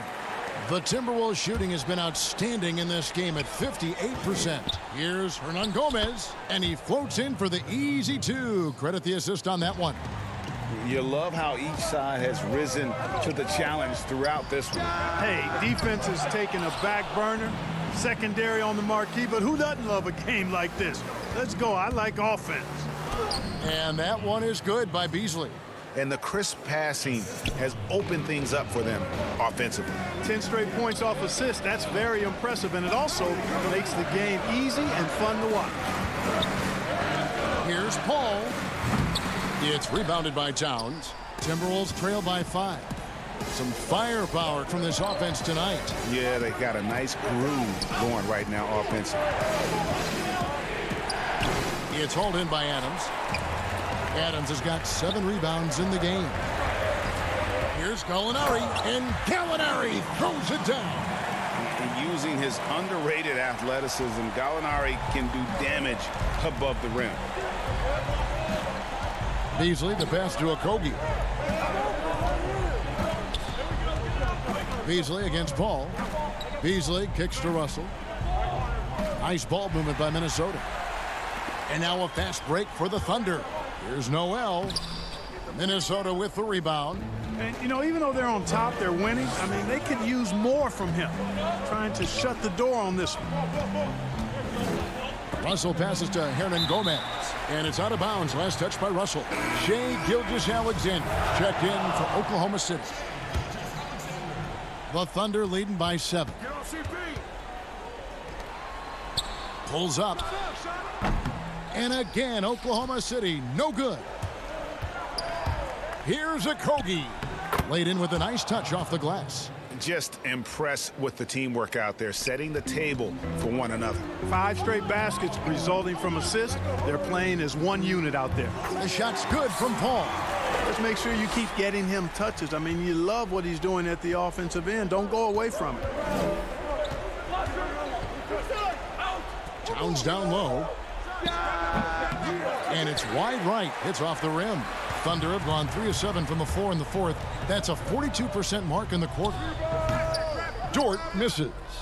And if you ask me what percentage of the time he's making that shot, my answer would be in the single digits. Well, you can't be forcing a shot like that. You got to keep the ball moving. Get something better. Adams puts every ounce of energy into his defense. He's not out there to contest shots. He's out there to reject them. Here's Gallinari. Rebound by Okogie. Not pretty. You just got to shake off a miss like that. Here's Russell. Beasley trying to break free. And with that, the Thunder lead is cut down now to just 5 on the basket from Russell. Here's Gilgeous-Alexander. And a great assist by Paul as that one goes in. Paul's got his 5th assist in this one. 1:30 left to play here in the 4th. Okogie, the pass to Towns. To the left wing, pass to Hernan Gomez. Just 5 to shoot. And it's Towns missing. You know, I wouldn't be surprised if he gets yanked soon. I mean, that's how bad his shot selection has been. Lets it go from 14. They get it back. Here's Dort. Here's Adams. Goes up again, and that one drops. And the Thunder lead by 9. They have to put a body on Adams. He's too good of an offensive rebounder to not pay attention. And Towns gets it to go. Yeah, I love the communication and the chemistry between those teammates. Here's Gallinari, and Gallinari throws it down. And it's just competing, you know, giving your best when it matters most. Yeah, you know, once they got victory in their view, a huge injection of energy and a great run to finish it off. Russell from long range. Hands it from downtown. He doesn't bleed blood, but he bleeds cold blood ice. Russell tearing hearts out down the stretch. Paul kicks to Gilgeous-Alexander. Paul passes to Gilgeous-Alexander. Here's Dort. Gallinari wide open. Tried to come right back with the 3 of his own, but it's no good. Russell looking it over. Kept alive, Minnesota. Okogie, the pass to Beasley. Russell from long range. Misses. There's the tenacity of Chris Paul. Always on the surface with him, getting right up on him and not giving him an inch of space to get the shot off. So we see the Thunder get the win here. Probably.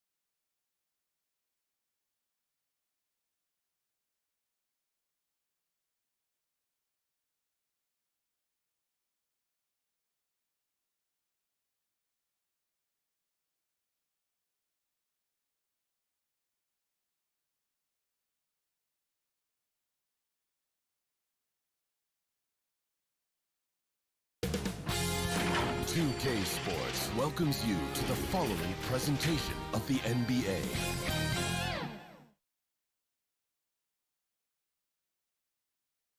Salt Lake City, Utah, and checking out Minnesota's opening lineup. They've got Karl Anthony Towns, D'Angelo Russell out there with Malik Beasley, and it's Hernan Gomez in at the 4. And for the Jazz, Conley and Mitchell, the talented backcourt pair. Bogdanovich out there with Rudy Gobert, and it's Ingles in at the 3 spot. And slam dunk by Gobert. Well, this seems to be a game that could be very tactical, Greg. Both teams relying on execution in the half court. And, Kevin, you're going to see a lot of ball movement and body movement, and you can't just stand around and watch one guy go to work. I think that puts so much pressure on the defense with how the game is played. And an emphasis on coaching, too. Yes. It's good. Gobert's got his second bucket of the game to go. Well, how about the court awareness from Bogdanovich, showing off his ability to find the open man, Kev? Oh, fellas, that was vicious two-hand monster slam. Guys, I don't think there was anyone who could have stopped him on that one. Outside Russell, and it's Beasley in the corner.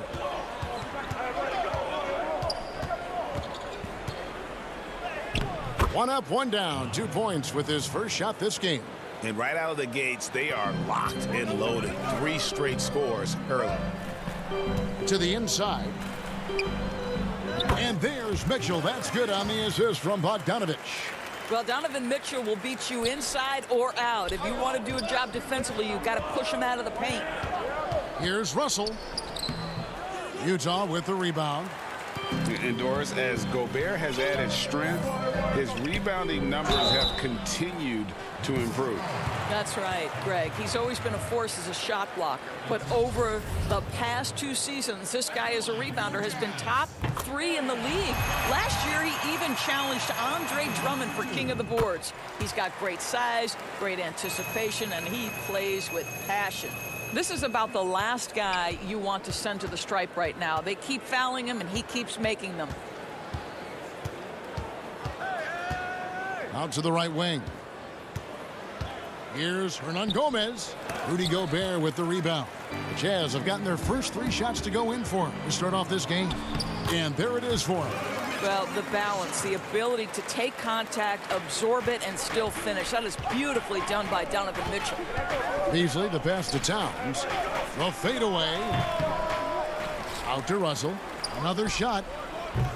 That one, no good. So Utah will take it the other way. Great offensive performance they're putting on. And, guys, we call that the zone because that's where they are right now. They are in a zone, and I'm sure they feel unstoppable.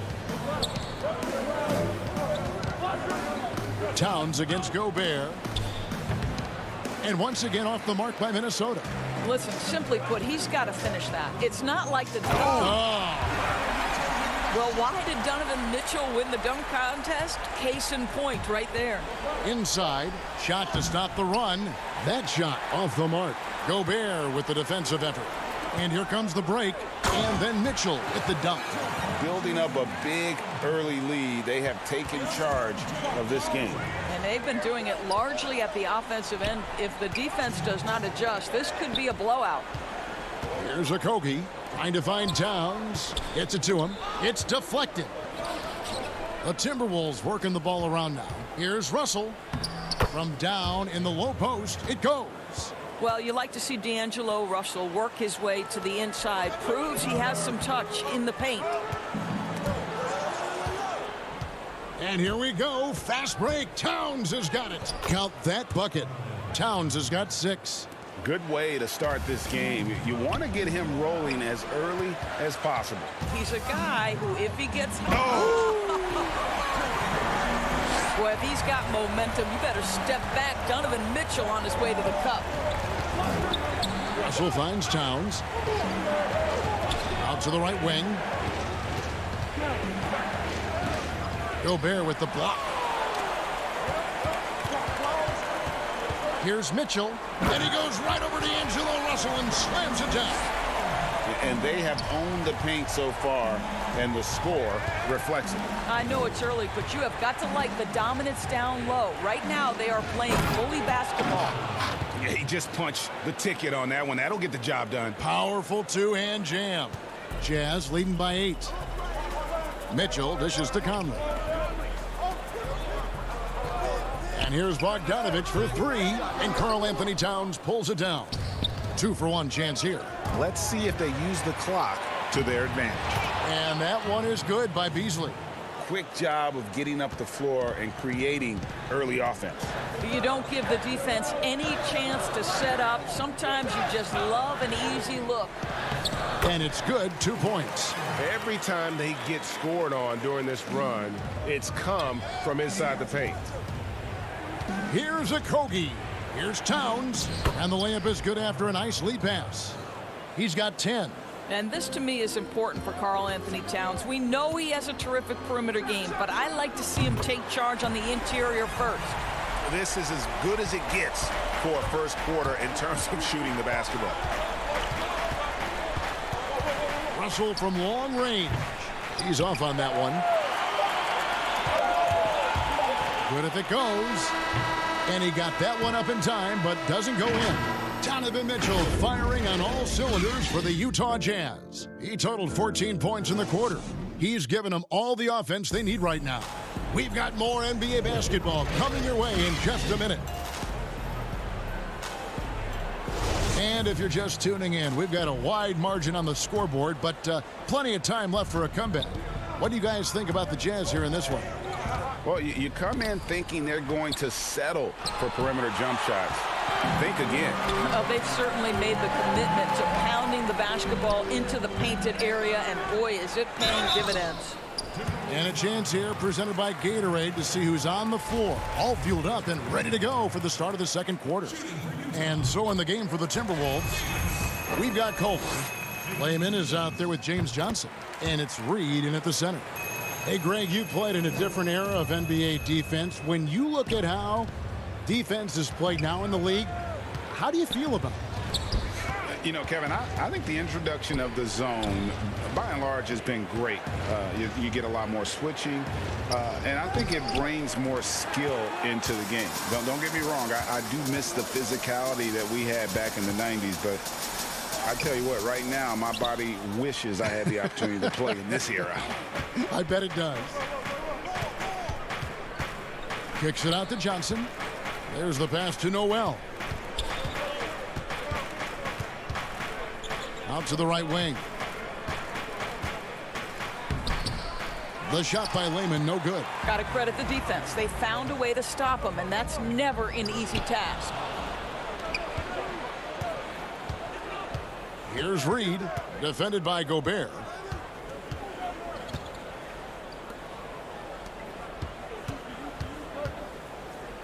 Here's Noel. Gobert with the defensive effort. And he takes that one up and powers it through.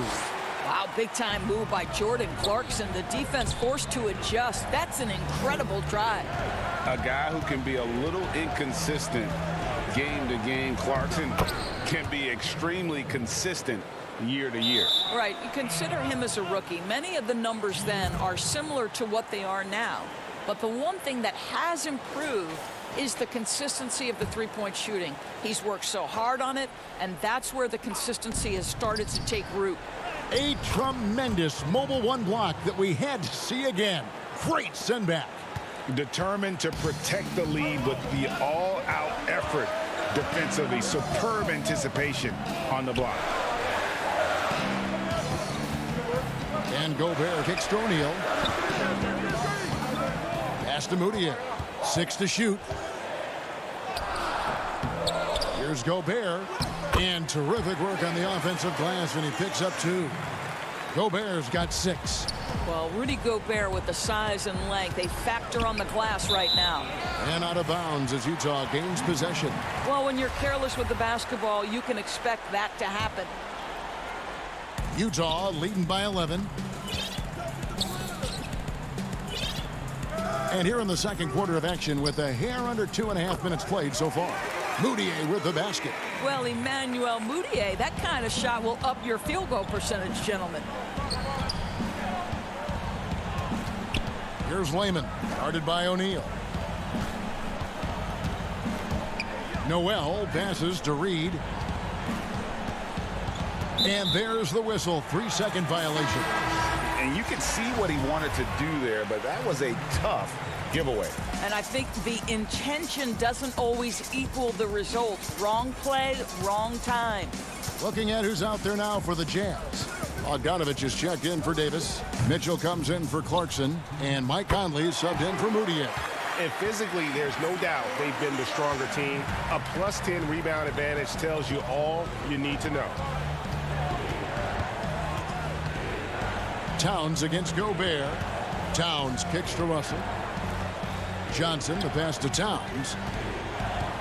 Over Gobert. Towns, no luck. Right thing there to stay that tight on him and really try to keep him out of his comfort zone. Mitchell right side. Conley on the follow. 7 points in the game. And this has been a great job of just getting into the middle of that defense and really scoring effectively from the paint. Russell with a wide open look. Kept alive. Towns kicks to Russell. They need this. Beasley, the pass to Russell. Here's Okogie. He's still scoreless so far in this one. The Timberwolves again can't hit.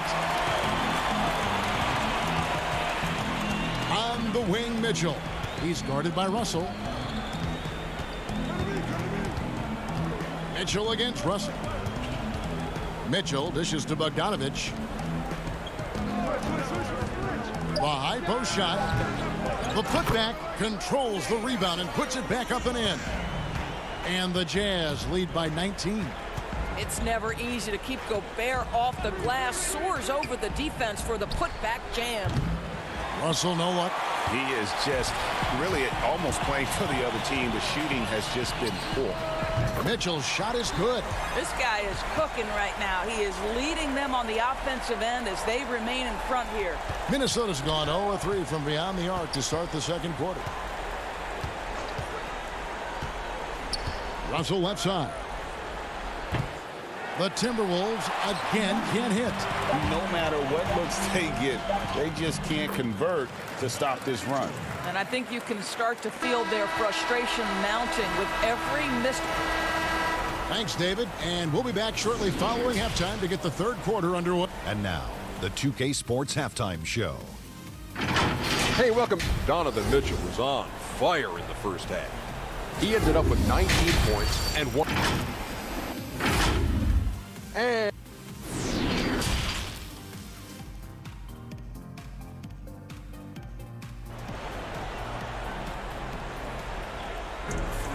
And there wasn't too much drama in the first half, but maybe things will tighten up here in the second. It's been one outstanding game from Donovan Mitchell. You just love the patience in that first half. Waited until he got the look he wanted. You know, as a coach, you can preach good shot selection, but it's up to the players to execute, and this guy has done just that. Conley runs the point with Mitchell flanking him. Bogdanovich out there with Joe Ingles. And it's Gobert in at the 5 spot. That's the group right now for Utah. No good from Beasley. They've shown some strength in the paint today. Their work on the board. That was worth the price of admission. Getting it done on both ends, and it shows up in the score. Well, what I love is the energy they're bringing right now. They're ignoring the scoreboard and playing hard. And the lack of effort to fight over the screen there makes that an easy shot. You know, we see this all the time. You're basically, as a defender, hoping the man misses rather than putting in the work to get over screens. And we talk a lot about Mitchell's offense, and for a good reason, but the defense is also an area where he's excelled. Oh, no doubt, Greg. We identify him with the offensive end of the floor because he's carried a burden for the Utah Jazz early in his career. But think about it. He's strong, athletic, long wingspan, excellent instincts. This guy has the potential to be one of the most impactful two-way players in today's NBA. There's Russell with the 3, and again, Minnesota with the triple. Russell is continuing to develop that deep perimeter shot. He's got to continue to be a factor from there. Ingles finds Mitchell. To the paint. Fouled in the act of shooting. Gets the bucket anyway, so a 3-point play chance for him. Yeah, he earned that one. I mean, taking the hit and still able to get that one to go down. A different look for Utah. Davis is checked in for Bogdanovich. Clarkson comes in for Mitchell. And it's Moutier in for Mike Conley. We know how important the draft is, Greg. It can shape an organization. Talk about some of the best draft day deals of the last couple decades. There have been a lot of them. Oh, there have been a few. I mean, just coming to mind here recently, how about when Kawhi was traded to the Spurs? That was a huge get. Go back George to how Hill. about Kobe going to the Lakers? McHale and Parrish coming to the Celtics. I mean, we've seen that happen quite a bit. And I tell you what, boy, it can really transform a franchise's future. Absolutely the prettiest play in basketball, executed to perfection. I don't think you'd get an argument there. Everybody loves the alley-oop. Here's Moutier, passes it to Clarkson. Lets it go from 14, and it doesn't even draw iron. And now the Timberwolves on the break. Here's Noel, lays it up off the glass. Noel's got his first points in this one. There is an imagination, a creativity. This guy's passing drives the offense. Ingles kicks to Clarkson. Jacks up a three. No good. You will not see this guy miss many of those. He's one of the keys to their floor spacing. Hernan Gomez. And he takes it in for the layup off a very nice feed. In perfect timing. This run is exactly what they needed, and it's right when they needed it. They couldn't afford to wait any longer. Another miss by Utah. Now the Timberwolves with it. They're on a 13-4 run. And the call on the shot that sends him to the line. Emmanuel Moutier picks one up. This guy is so wiry and so long. Remember, 6'6" at the 2 guard. It's tough to contain. And the Jazz making a change here. O'Neal's checked in. And we know GA's shooting is a question mark for Jarrett Culver. A long windup, a little hitch in his giddy up, and shoots it kind of on the way down. He's reworked his motion. I like the high release, but it's still a work in progress. Timberwolves trail by 17. Johnson attacking, and the shot goes in. The ball movement on this run has been fantastic and is a big part of why they've been able to get these good looks. And keeping us updated from the sideline, let's swing it over to David Aldridge. Hey, Kevin, thank you. We were all witnesses last year to the pandemic, which struck with worldwide repercussions. The NBA was no exception. The 1920 season was altered, and this season was delayed. But the league is finding a sense of solidarity and resolve under the leadership of Adam Silver. Now, sports is a microcosm of society as a whole, and we all are finding different ways to overcome this. Kevin, back to you. Thanks, DA. Culver passes to Lehman. To the inside. It's stolen by Davis. Down low. Deflects the pass. Moutier. And he converts the layup. Moutier's got his second basket. Big miscommunication on defense. He recognizes it and quickly takes advantage. And that's typical of this guy. He's always reading the situation, reacting quickly, and capitalizing. 1 second separating the shot clock and game clock. A shot by Clarkson, no good. And so it's Johnson who brings the ball up for the Minnesota Timberwolves. Trailing by 19. There's Russell with the three. The Timberwolves again can't hit. And here's Moutier. And so it's the Utah Jazz with a 19-point advantage heading into the next quarter. Their defense has been active and effective. Back to the action after this word. And let's take this opportunity now to show you our State Farm assist of the game. And the definition of teamwork right there, guys. I mean, what great communication between them, and what a beautiful feed. Nothing better than chemistry, right? Working together to create a bucket. And we reach the fourth quarter in a game that may be already out of hand. And a look at the five for the Timberwolves to start the fourth. They've got James Johnson, Malik Beasley out there with D'Angelo Russell. Then it's Karl Anthony Towns. And it's Okogie in at the small forward position. And the crisp passing has opened things up for them offensively. Jazz passing it around. It's Bogdanovich on the wing. Conley, the pass to Bogdanovich beyond the arc. It's in there. Conley with the assist. And the Jazz lead by 20. And certainly they are not hesitating, letting it fly from deep here in the second half. Well, Towns showing himself to be a willing facilitator. If you're open, he's going to find you. Fourth quarter still young, just over a minute play. O'Neal misses.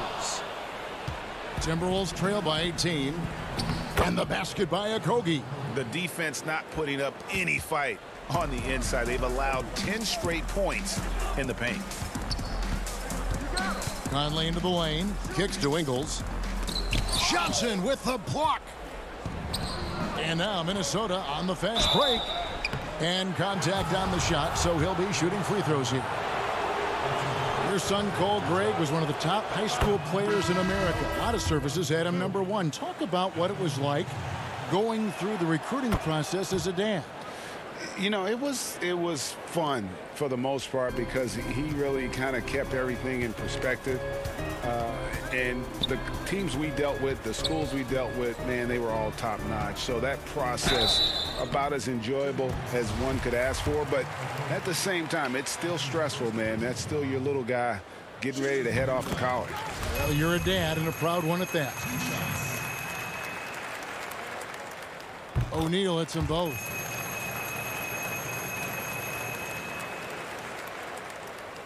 Timberwolves trail by 16. Over to the left wing. For three, Okogie. Utah with the rebound. Gobert's got 14 rebounds tonight. Going after. Conley, the pass to Gobert. At the elbow, it's Mitchell. In the corner, O'Neal with it. Puts it up from 12. Good as the jump shot falls. Mitchell's got 25 points. I tell you, when Donovan Mitchell starts to cook, you might as well sit back and enjoy the show. Okogie, the pass to Russell. There's the lob to Towns. Just a little under 2.5 minutes have passed now here in the fourth. The three from Bogdanovich, but they'll get another chance. Here's Gobert. Good, nice job down low. And the Jazz lead by 18. Well, Rudy Gobert with a nice, efficient look on the interior. That's pretty. It's stolen by Gobert. Conley, the pass to Mitchell, and stolen by Russell. And now Minnesota on the fast break. Finishes the break with a slam. That's a double whammy, guys. That's right. A great defensive play, then the emphatic stuff. Let's see if that serves as a momentum builder. What a great sequence for this group. Out to Conley.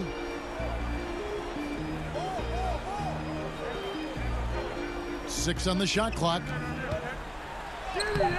That one doesn't drop. Towns with the defensive effort.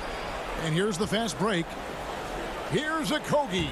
Laid in with a nice touch off the glass. Want easy looks? Don't allow the defense to set up. What a beautiful fast break opportunity, and the finish pretty good. Late in the game, up big, they continue to attack. And as a result, they may be facing just a little bit less resistance right now. They are having their way.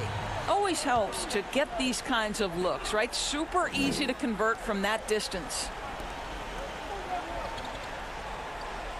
Beasley against Mitchell. Back to O'Neal. Here's Gobert. Shooting foul as the whistle blows. He'll shoot 2 free throws. That one is on Towns. Well, Rudy Gobert showing a bit of an edge on the interior. This guy, if he goes up strong, the defense is going to have to whack him to contain him. Joe Ingles, he's checked in for Utah. Timberwolves trail by 15. And tonight's battle is going to end with a very clear winner, leaving nothing to chance. Impressive win for the Jazz. Looking at both these teams, they're great rebounders, and on any given night, you might not know who would have the advantage on the boards. They made the most of those extra rebounds as well, Kevin. The one player that really stands out, of course, in this one, it was a dazzling game for Rudy Gobert. Boy, I think he made his presence felt in the paint more than anywhere else. This guy's rebounding numbers were outstanding. He controlled the glass. Here's Russell, and the layup falls. Well, this is what they needed earlier on. At some point, it's too little, too late. Yeah, but then again, this run came against a team that may have felt it had already won, and you get the sense it let its guard down.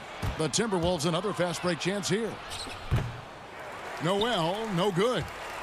Guys, a good chance for them to slow it down. Yeah, they definitely should use some clock here. Moutier looking around. And he gets it to go, hitting off the back of the rim. And the Jazz lead by 15. They made the most of their opportunities, looking comfortable and locked in throughout the night. What an impressive performance, to say the least. At this point, it looks insurmountable.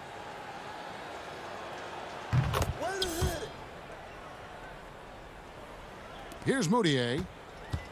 16 seconds left in the game. And he could not get that one to go. A lot of contact, and he'll go to the line for two. Well, this is Emmanuel Moutier at his best. The aggressive mindset, trying to put defenders in a difficult spot. A free throw good for Moutier. Both free throws good for Moutier.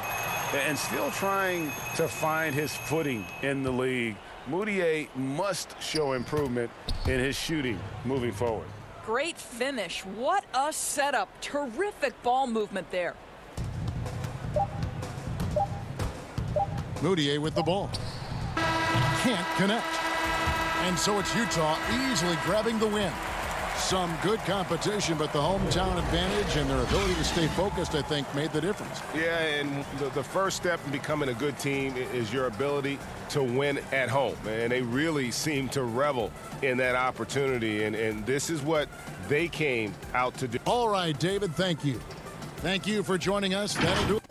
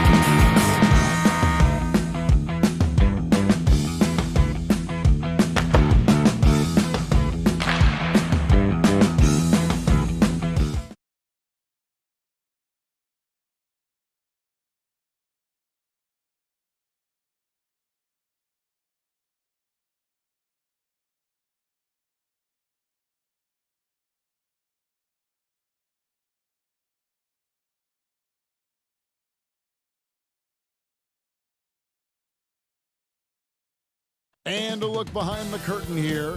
Final preparations. And checking out Utah's opening lineup. Mitchell is the 2 with Ingles at the 3. Bogdanovich out there with Gobert. And it's Conley in at the 1. And for the Thunder, Gallinari and Adams, the combo out front. Gilgeous-Alexander out there with Chris Paul. And it's Dort in at the small forward spot. Here's Dort. Well, the outcome tonight, Greg, could come down to the big men up front. You know, versatility will be key. The front court that can be physical but also pass it, stretch the floor will likely be the victor. This is why Chris Paul is a winner. He is far from the biggest guy on the floor, but that does not keep him from being fearless on the drive. Now here's Conley. Bogdanovich wide open. And that one falls coming off Conley's feet. And he likes to get in a rhythm early. Nice triple. Dort. And the dunk to finish it off. A beauty. The eyes of Chris Paul. He's always had tremendous vision. Mitchell looking it over. The 3. Conley's shot is off. For Oklahoma City, they've gone 2 of 3 here to start out the game. And Gallinari kicks to Paul. Again, the Thunder score. Smooth, patient. Chris does a good job of working over that in-between area. Back to Conley. The Jazz working the ball around now. And there's the defensive 3-second call. Utah shooting their first foul shot of the game. Yeah, a year ago, though, Kevin, 78% conversion rate from the free throw line. So that's a nice all-around effort. And he shows the focus there, nails the technical. And you love what Bojan Bogdanović has done to round out his game. Worked very hard to become a complete player. Gilgeous-Alexander can't get it to go. Lobbed up there for Bogdanović. And here we go. Fast break. Paul's got it. Tries from 10, and he gets the bucket. Paul's got 6. I mean, that's terrific finish in transition. Chris Paul dynamic when they're pushing the tempo. Jazz have gone 1 of 3 from the field to start this one so far. Outside Conley. And here's Bogdanović for 3. Can't get it to fall, and he's missed the second after making his first. Gilgeous-Alexander with it. Now defended by Mitchell. They get it again. And the story here, Kevin, early on is how well they've shot the basketball. Utah's gone 1 of 3 from beyond the arc so far in the game. Mitchell outside. Kicks it to Bogdanović. Mitchell against Gilgeous-Alexander. Mitchell passes to Bogdanović with the putback. It's good on the putback. Right there, it's who wants the basketball the most, and it's Joe Ingles creating the extra possession. Gallinari uses the glass to finish the layup. And they've done well at taking advantage of some late defensive rotations and getting the ball in the paint. And it's Mitchell missing. Out of character for him to miss that shot. Maybe just a little too casual there. And when you talk about certain players having that it factor, Donovan Mitchell fits that bill. He does. Confident in his approach, GA. Fearless on his attack. Donovan Mitchell is one of those guys who can go off for 50 if you let him get into rhythm. As long as he's in Utah, that team will remain competitive. And Utah making a change here. Davis is checked in for Bogdanović. Royce O'Neal comes in for Joe Ingles. Jordan Clarkson, he's checked in for Donovan Mitchell. And it's Moutier in for Mike Conley. Fast break, here come the Jazz. Clarkson's running. The fast break ends at the rim with a jam. Nice awareness there, finding the open man down the court on the break. Schroeder kicks to Ferguson. Clarkson against Gilgeous-Alexander. Noel passes to Ferguson. Schroeder outside. Shot clock at 5. It's stolen by Gobert. To the middle. Oh, and they get in the way of the alley-oop. Not to be. Good play defensively. Inside, Noel. Good for the basket. Starting off 1 for 1 with that shot. Great pass to set your man up with a high percentage look. Here's Moutier, and he sinks that one, hitting the back of the rim on the way in. There's 48 seconds left in the first quarter. And Schroeder entrusted to run this offense, making the right call. So it's Utah now. 6-point game. Moutier looking around. Davis dishes to O'Neal. That's in there. Davis with the assist. This is the shot you want to get him. An open look from range. 5-second differential between the shot clock and the game clock. And Noel kicks it over to Schroeder. Gilgeous-Alexander, good. And they're beginning to just flat out fall apart defensively right now, especially on the interior. Here's Moutier, banked in off the glass. Moutier's got his second basket of the game. Yeah, another nice bucket down low. They've really been able to work the ball into the post effectively here so far. Attacking the defense with the pass. Don't need to be a hero. He could go. The basket's coming early and often in the first quarter. Oklahoma City out in front. They're up by 5. After this break, we'll be back with the start of the second quarter on 2K Sports. And for those of you just tuning in, the second quarter of action is where we're at right now. And what stands out to you from Oklahoma City in this one? Way to set the table. Offensively, they dominated on the interior. They came in looking to attack from the get-go, willing to be physical and setting the tone. So on the floor for Utah, Davis is out there with O'Neal. And it's Rudy Gobert. Then there's Jordan Clarkson. And it's Moutier in at the point guard. And Utah has possession. Following the score by Oklahoma City. Moutier pass to O'Neal. Oh, the lob to Gobert. Here's Schroeder. No points in the game yet for him. To the paint, here's Ferguson. Great D that time from Davis. He goes up strong, but he is met with resistance. I think that surprised him a little bit. Those plays can make a difference in a game like this. Well, you know it's going to fire up, Greg, everybody on that bench. This is a close-knit group. They feed off one another's energy. Man, have they been effective at getting the ball inside. Here's Moutier. Davis, he hangs in there and cashes in on the second chance points. Just in a perfect position to grab that rebound and then get the putback. Diallo the pass to Schroeder. Here's the break. Here's Clarkson. And he goes up strong with one hand and flushes it down. Good find, and one of Gobert's advantages as a passer, he can see over everyone's head. Here's Diallo. And Davis pulls it down. Jazz have gone 4 of 6 from the field here in the second. There's the killer two-handed slam. Oh, an aggressive move and fantastic finish. Trying to send a message with that slam, I think. And that one's good. Noel. And the crisp passing has opened things up for them offensively. Now here's Moutier. He's guarded by Diallo. Back to Davis. Here's Gobert. Trying to get open is Davis. Nice shot by Gobert. Gobert's got the lead up to 1 now for Utah. And it's Schroeder with the ball. He brings it up for the Oklahoma City Thunder. Ferguson, the pass to Noel. Davis with the double team. And that'll be 2 free throws coming up. Officials on the call with the foul. And looking back at what was a stellar career, Greg, if there was one thing you could have done different, do you have anything on your mind? You know, I would have loved to have had the opportunity to finish my career in New York. That was a special place, a special time. Unfortunately, that didn't transpire, but that's the one thing that stands out. That and obviously not winning a championship. I can understand both of those. Yes.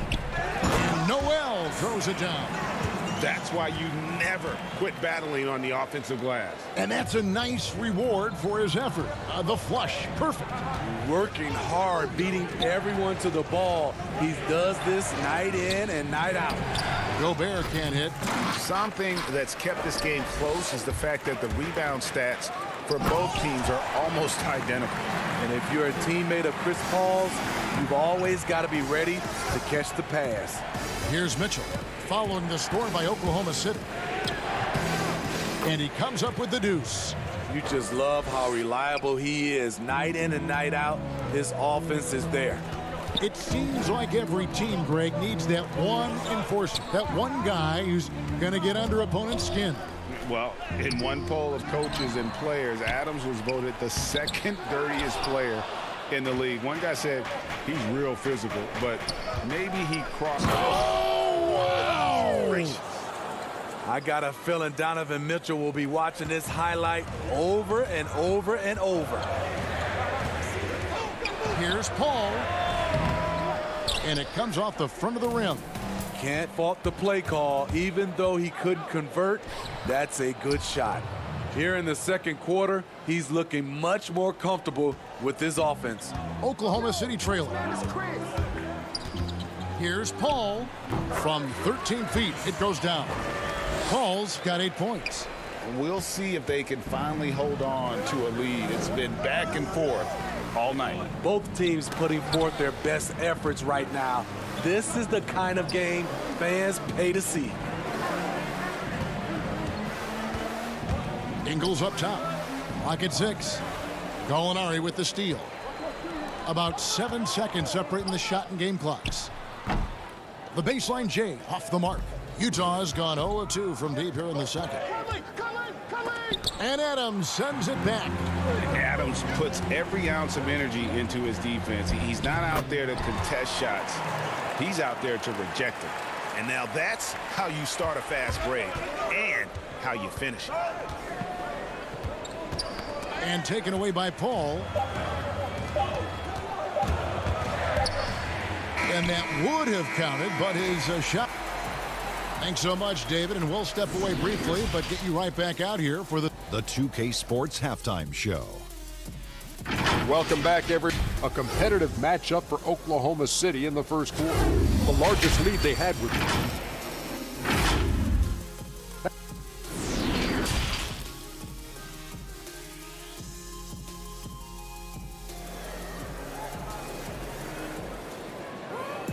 And as we get into this third quarter, as we've seen so far, neither team able to create much separation on the scoreboard yet. You look at Chris Paul, what a contribution. Man, he's been running wild on them through that first half. Absolute dynamite on offense. This is his challenge, to continue to dominate, to help them try to close strong here in the second half. Gallinari and Adams, the combo out front. Chris Paul is out there with Gilgeous-Alexander, and it's Dort in at the 3. That's the lineup in the game for Oklahoma City. Adams dishes to Gallinari. Off target with his 3. And I thought that was going to drop. It looked good from here. And then Mitchell with the dunk. Few players in the league do a better job of finding the open man than Mike Conley. It's stolen by Gobert. Gallinari with the steal. Gilgeous-Alexander passes to Dort. 2 free throws coming up, and they call the shooting foul. It's going to be on Donovan Mitchell. And you don't ever want to get into the habit of letting the offense get to the rim. That's also good, so he hits both free throws. Utah trailing here. Here's Mitchell. A 3-pointer off the mark. And there's the call on Rudy Gobert. That's his first foul. And Oklahoma City making a change here. Diallo's checked in, and Utah with a change here too. Davis is checked in for Rudy Gobert. That one falls. When CP3 pulls up off the dribble, he's a high percentage shooter. He really looks in rhythm. Ingles finds Mitchell. Conley with it on the wing. Davis to the inside. Here's Mitchell. Great pass to set up the lay-in. Mitchell's got 12 in the game. The plan of attack is obvious. Get the ball inside and go strong to the rim. Oh, and here comes Conley all alone, and he gets it to go. Conley's got the lead up to 1 now for Utah. Well, that's 3 of their last 5 baskets in transition. And such a great all-around player for over a decade now. Conley is one of the class acts in our league. He is, GA, one of the best floor leaders we have. He's completely unselfish. Also, 3-time NBA Sportsmanship Award winner, and in 2019 was named NBA Teammate of the Year. Today, Greg, and here we go with the coach's challenge. Not surprised in a competitive game like this. Foul. And he's disputing the personal foul call.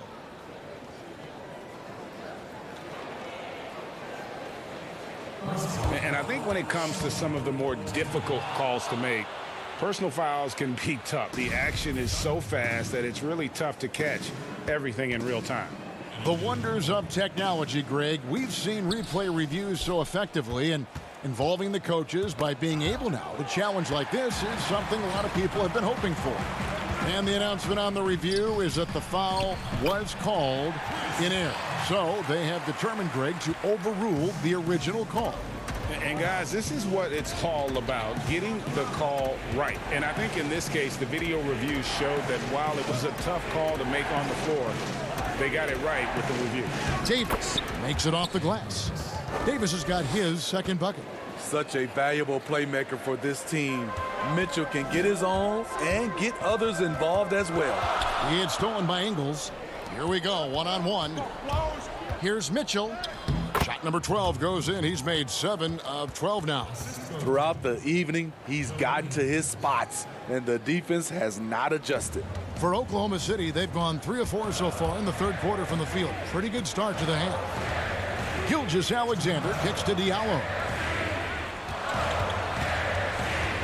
Here's Paul, and again it's Oklahoma City. The result of Paul's awareness of everything around him gets a nice look inside. Conley scanning the floor.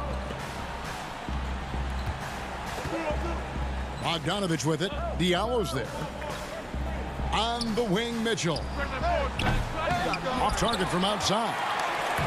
And Adams has got the ball here for the Thunder. They lead by 1. Gallinari, very unselfish, draws a lot of defensive attention, which often leads to open teammates. We've got 1:13 left here in the third quarter. The drive by Mitchell. Nice concentration to hit the double clutch layup. Mitchell's got 10 points now just in this quarter. The Thunder have gone 5 of 6 so far from the field in the second half. Tremendous efficiency. Paul for 3. Rebounded by the Jazz. Davis has got rebound number 5 here tonight. The putback controls the rebound and puts it back up and in. Oh, they own the interior right now. 10 straight points coming from inside. Paul passes to Adams. Out to Gallinari. This one for 3. Gilgeous-Alexander can't get it to go. For Utah, they've gone 8 of 12 from the field since the beginning of the third. They have leaned on him all quarter, and it has worked to perfection. And foul on the shot. He'll shoot 2 at the free throw line. And looking at Shea's game, there's a shiftiness to it. Keeps defenders off balance. And a new group getting ready for Oklahoma City. Nerlens Noel checks in for Adams. Mike Muscala comes in for Gallinari. Terrence Ferguson's checked in for Diallo. And Dennis Schroeder subbed in for Chris Paul. So Utah going with an almost entirely new group here. Rudy Gobert, he's checked in for Davis. Royce O'Neal comes in for Joe Ingles. Jordan Clarkson, he's checked in for Mitchell. And Emmanuel Mudiay subbed in for Mike Conley. Here's Gilgeous-Alexander. And a missed layup. Donovan Mitchell firing on all cylinders for the Utah Jazz. That quarter had to take a lot out of him. He racked up 12 points. We've got more in store for you right after this. And it's time to bring up the State Farm assist of the game. And he may not be known as a pass-first guy playing out of the 2-guard spot, but he shows here that he can dole out an assist or 2 when he needs to. Whatever the offense requires, that has to be your mindset. Always thinking team first. And with these teams locked in a very close contest, this fourth quarter promises to be a good one. And Utah looking at who they've got to start the fourth quarter. Gobert is out there with Bogdanovich. Then it's Donovan Mitchell. Then it's O'Neal. and it's Clarkson in at the 2. And Jordan Clarkson is going to pick up the foul. That is his first foul of the game. Out left to the wing. Some nice passing by Oklahoma City here. Noel passes to Dort. And the 3 off target. Jazz leading by 3, and the Jazz pushing it up now, and the dunk by O'Neal. They continue to battle out there, so close to taking the lead. The direction this game is headed is going to come down to a couple key buckets by either team. Here's Mitchell. Whistle blows, and now, yep, this will be a coach's challenge. We thought that might happen, triggering a review of the personal foul.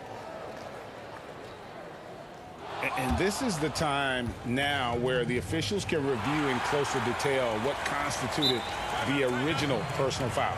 Getting a different angle can sometimes make it a lot easier to determine.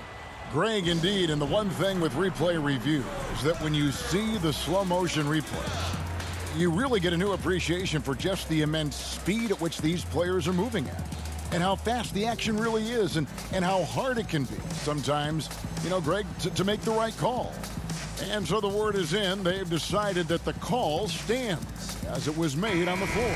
And, you know, even if a coach still feels this wasn't the right call, you got to acknowledge the effort being put in to reviewing it. The double checking, and the game continues on. Looking at who's out there now for the Thunder. Adams, he's checked in for Noel. Alinari comes in for Muscala. Gilgeous-Alexander's checked in for Terrence Ferguson. And it's Paul in for Dennis Schroeder. It's a chance now to catch up with the 4th member of our crew, Hall of Famer David Aldridge. Hey, Kevin, during that last break, I heard Billy Donovan talking to his team. He warned them they've got to get back in transition. He said they've given up way too many fast break points, and he said we have to slow the pace of the game down and force them into taking some tough shots. Kevin? Rips down the breakaway slam. He takes advantage of them in every way possible. And Greg, he lures them into a trap on the steal, and then bang, straight to the bucket. Great activity at both ends. Great teamwork as well. Adams. And that'll be 2 free throws coming up. Officials on the call with the foul. It's going to go on Bojan Bogdanovic. Not the last time we'll see that. Adams is so powerful and loves to take it to the defense. Yeah, I like that they haven't lost their aggressiveness here in the second, despite being down. And no one near Clarkson as he lets it go. Off target from 3-point range. Ball outside. Nice pass. Led him to the rack perfectly for the layup. Playing from behind right here. Not easy, but he is answering the bell. The reason why is not just scoring. It's the way he's doing it. Efficient. That's what you need at this point in the game. Mr. Gobert. Paul with the steal. And now, here's Gilgeous-Alexander, the fast break champs. Here's Gallinari. 11 feet away. Misses off the right iron. Jazz leading by 8. Here's Bogdanovic. And Bogdanovic throws it down. Yeah, the length and height of Bogdanovic is impressive. Outstanding at slamming it down there when he got the chance. Paul surveying the floor. Over Bogdanovic. The shot by Paul, no good. Jazz have gone 5 of 7 from the field since the beginning of the 4th. Strong work at that end of the floor.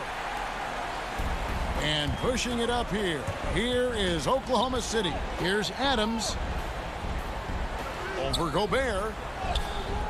And that one hits back iron. Both sides attacking. That was good defense versus good offense. And then Mitchell with the dunk. Mitchell doing a good job. In order to have a chance in this league, you've got to be able to score. He's done that tonight. Now a timeout called by Oklahoma City. If you go step in a time machine, what would you like and dislike about playing in this era at this time? Well, no doubt about the tempo and the spacing. I think that more than anything allows for the true skill and artistry of the game to be on display. I probably wouldn't want to get switched onto Embiid down low. I would probably dislike that and let it be known vociferously. But I always pictured you as being fearless, like you would never turn down that kind of challenge. I wouldn't turn it down publicly.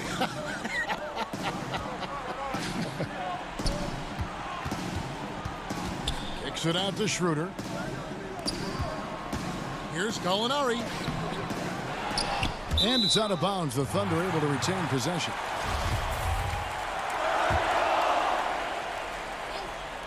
We've played just over 3.5 minutes now in the fourth quarter. We know he likes to block shots, but Rudy Gobert's impact on contesting shots just as important. And so just rolling to the finish line now in what has been a very confident-looking performance for the Jazz. What an effort in the transition game we've seen tonight from these guys. Really pushed the ball, and I think in doing so created a lot of pressure on the defense. Definitely had a huge edge, and this is their DNA. When they run the ball and dictate the flow of the offense like we've seen here, these are the kinds of games they can have. And you know, looking back at all the contributions tonight, it was a really phenomenal all-around game for Donovan Mitchell. Just an outpouring of points from him. Nobody could do much to keep him from dropping it in. O'Neal passes to Bogdanovich. Looks for O'Neal, gets it to him. Yeah, they've sucked the energy out of this arena. Tremendous effort on the road. And when you're on the road, you can't be tentative coming into a game like this. I thought their aggressive approach was the difference. And it's Utah's ball. They're on a 20-6 run. Conley, the pass to Bogdanovich. Thunder foul.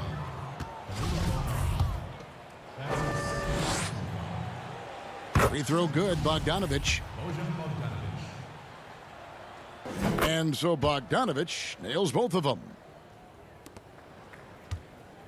And so it's Schroeder with the ball. He'll bring it up for the Oklahoma City Thunder, trailing by 19.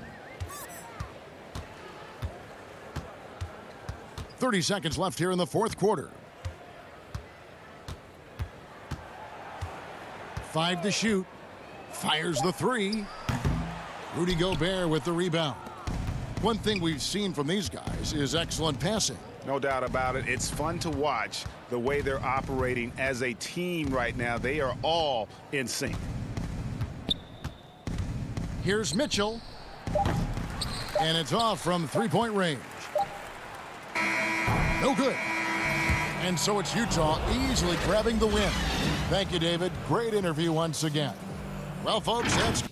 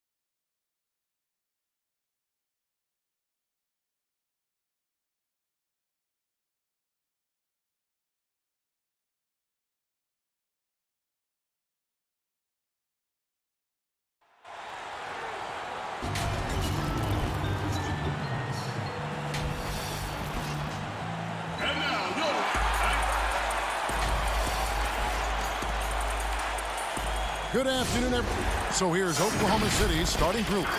Gallinari and Adams, the combo out front. Gilgeous-Alexander out there with Chris Paul. And it's Dort in at the small forward position. And for the Timberwolves, Russell is out there with Malik Beasley. Then there's Towns, and it's Hernan Gomez in at the 4. Beasley, the pass to Towns. Adams, some nice D. Yeah, it's pretty much the only way to keep him from taking advantage of you down low. You got to play tough, physical defense. Here's Dort. Paul's shot is off. You're not going to see that very often. The defense in the vicinity, but still, he's not one to blow layups. Good on the bucket. And from day one, Towns has been one of the NBA's top post players. A versatile, well-rounded game on the low block. It doesn't hurt that he can step outside and knock down the jumper either. And so it's the Minnesota Timberwolves getting the first points of the ball game. And the officials calling for a 3-second violation.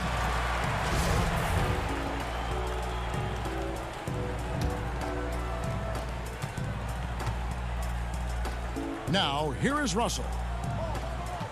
There's the lob to Towns. Trying to go for an alley-oop, but excellent defense and anticipation there to stop it. A great instincts of Paul there, solid at creating havoc in the open court and then coming up with the steal. Beasley, the pass to Towns. Hernan Gomez in the corner. Misses the 3. Gilgeous-Alexander with it. He's picked up by Russell. Bucket is good. Gilgeous-Alexander, fantastic concentration. Hernan Gomez passes to Russell. It's blocked. And here we go with Adams running it up the court. Shot from 12. And Paul with the basket on the assist by Adams. How about 3 of 4 from the floor to start? That's always a good sign. To the left side wing. Passes it to Russell. To the wing on the left. Nice ball movement by Minnesota. And that one's good. Towns. Uncovered at the rim, finding cracks in the defense here early on. Just really smart basketball and exploiting whatever holes that he's seeing right now in the defensive squad. Whoa, that'll wake you up. He is such a great athlete. Russell kicks to Towns. Gilgeous-Alexander with the steal.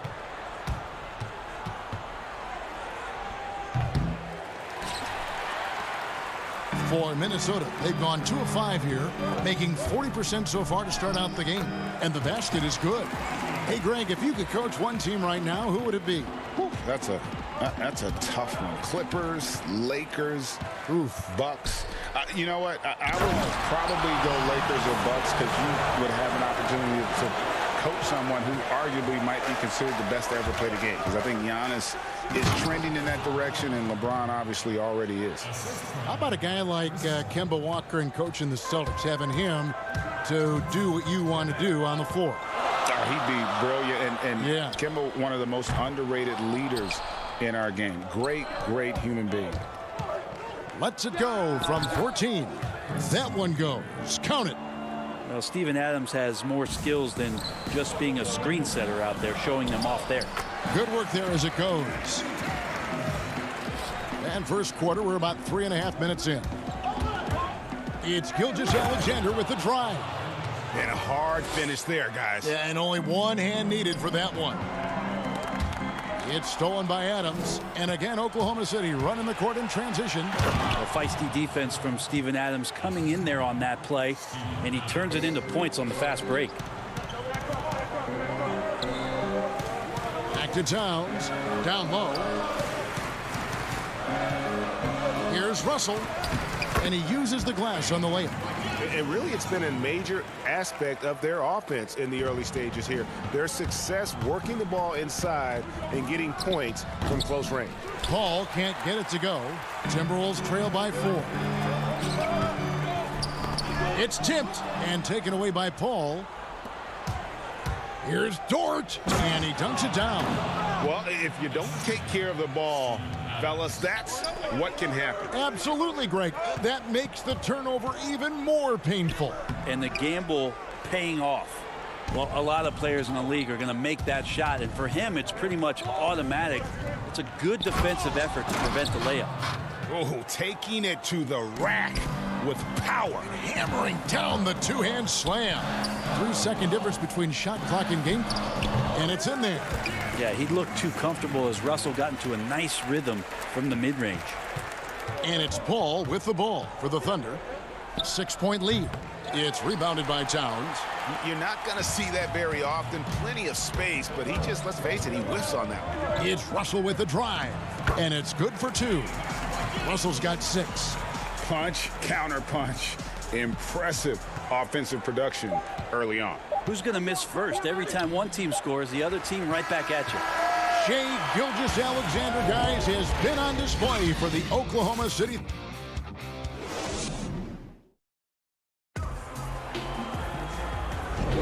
And hope you've enjoyed the broadcast so far. Halfway through the first half in this one.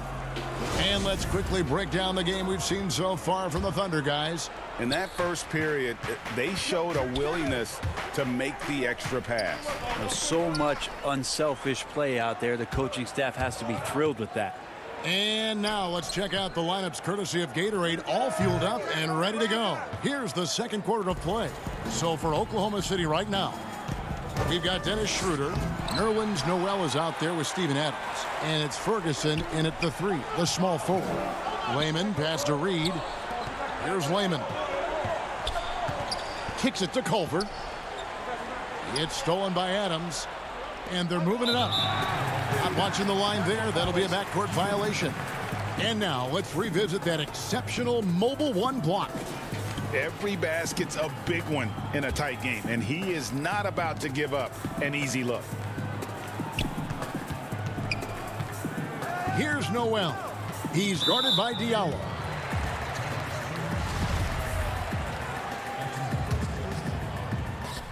So it's Minnesota now. 4-point game. Here's Johnson to the inside. Here's Reed, and it's blocked by Adams. And Steven Adams just throwing that one out of the way. And the shot goes down. Schroeder's got his first points of the game. And this is why coaches talk about playing with pace. The scoreboard tells it all. Kind of get a team defensively on their heels, and if you can keep pushing and keep attacking, they'd never find some kind of defensive balance to help slow you down. And that's the kind of play you just do not want to give up defensively. You lose the possession and give up a quick 2 at the other end. Johnson kicks to Layman. Back to Johnson. Minnesota again turning it over. Yeah, that's a tough one. An experienced player in the pro game shouldn't be making that pass. Muscala, he's checked in for Steven Adams. Back to Schroeder. Now here's Diallo. Tight defense on him. He gets that one. And we're seeing some great ball movement out of this group, guys. Reed the pass to Layman. Nice ball movement by Minnesota. Johnson outside. Good for the basket. Starting off 1 for 1 with that shot. Crafty getting into the lane. Johnson at his size weaves in and gets the contact and initiates it on the drive. Basket good. That's the 10th straight point they've given up in the paint. And we've got an update here, so let's catch up with David Aldridge. Kevin, thank you. Now, we have seen continued growth with the NBA's affiliated leagues the last few years. Think about the explosion in popularity of the WNBA, the Basketball Africa League, expansion of the 2K League, greater pay in the WNBA and the G League pathway, along with the unionization of G League players. The league continues to show its commitment to expanding opportunities on multiple levels. Guys, back to you. Thank you, David. And remember, an early part of the process in Philadelphia, it's taken Noel a little time to define his role in the league. The length and athleticism is just something that you can't teach, and that keeps people intrigued about Nerlens Noel. His skill set continues to be a work in progress, but there's been some signs of a turn for Noel now. At this point, I don't know what you can do to slow this team down. Well, nothing that they're doing seems to be making an impact. And there are some nights where you just run out of options, whether it's by personnel or by tactic. Now the Thunder with it. They're on a 14-6 run. Diallo. A slam dunk by Diallo. And trust me, Dennis Schroeder would love to score the basketball, but his ability to set up his teammates is also effective. Noel passes to Culver. Lehman kicks to Culver. To the left side wing. Here's Noel. He's guarded by Diallo. Just 5 on the clock. The pass to Culver. Fires the 3. And they force the shot clock violation. Great D.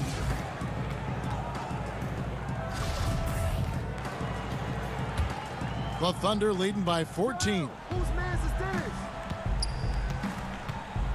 Schroeder outside. Pass to Diallo. Back to Schroeder. He kicks it to Muscala.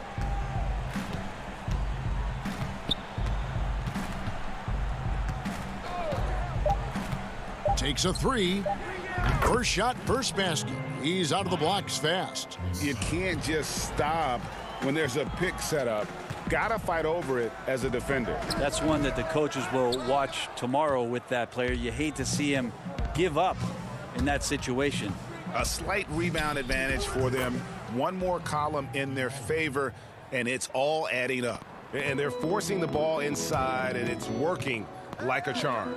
And they will get the basket here, folks, as they rule goaltending. Man, that's a tough call for the refs to make there. I'm not sure it was on the way down, but that's how they saw it. Paul looking over the floor. Over Beasley. Paul can't get it to go. Okogie for 3, and the last shot at the buzzer doesn't go in for him. Thanks for the great interview, David, and we'll be back for the third quarter of basketball following halftime. It's the 2K Sports Halftime Show. Greetings to each and every one of you watching at this very moment. I'm Ernie Johnson, Kenny the Jets. A competitive matchup for Oklahoma City in the first quarter. They had a 4-point advantage at the... And that...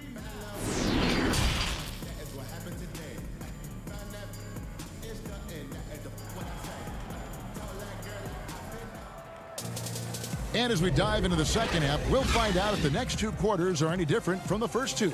So far, it has been a runaway. The Thunder leading by 17. They've got Beasley. He's out there with Russell. And it's Towns in at the pivot spot, manning the middle. That's the group starting the second half for Ryan Saunders. Russell passes to Okogie. Plays it up and banks it in. Towns has got 8 points. The importance of the 3-point shot never greater than right now, and in your eyes, there are some players who are just absolutely dead, solid, perfect from distance. No doubt about it. And you know, there's 3 guys to me, though, that kind of separate themselves. And it's one, because you have to honor their ability equally off the dribble, from 3, and at attacking the paint. Steph Curry, James Harden, and Damian Lillard. Those 3 guys can all hit pull-ups and step-backs from range off the dribble. They all got great vision, you know, so they can take advantage of defenses that get caught loading a little too much. And then they also are terrific in the paint at getting to the free throw line. So those are the 3 guys I think that create the most havoc when you start talking about having to guard the 3-point line. 6 to shoot. For 3, Beasley. And Adams has got the ball here for the Thunder. Oh! No way. Gilgeous-Alexander just getting better and better at creating for his teammates. And a former high-level recruit. Dort went undrafted, but it didn't take him long to make an NBA team and contribute. Yeah, he played around 20 minutes a game last year for OKC, and he just really prided himself on bringing toughness and defense on a nightly basis. Trust me, there's plenty of other guys on that roster who can do the scoring job, so he settled in nicely and continues to work on being more consistent offensively. Oklahoma City leading by 18. And he goes strong with the one-handed jam. Unselfish play of Chris Paul there, has a knack for knowing when to get his guys when they're wide open. Beasley outside. Here's a Kogi, the 10-footer. The rebound by Steven Adams. Adams has got 9 rebounds in the game, getting it done. Gilgeous-Alexander can't get it to go. Timberwolves have gone 2 of 5 shooting here in the third quarter. Hernan Gomez in the corner. Pass to Russell.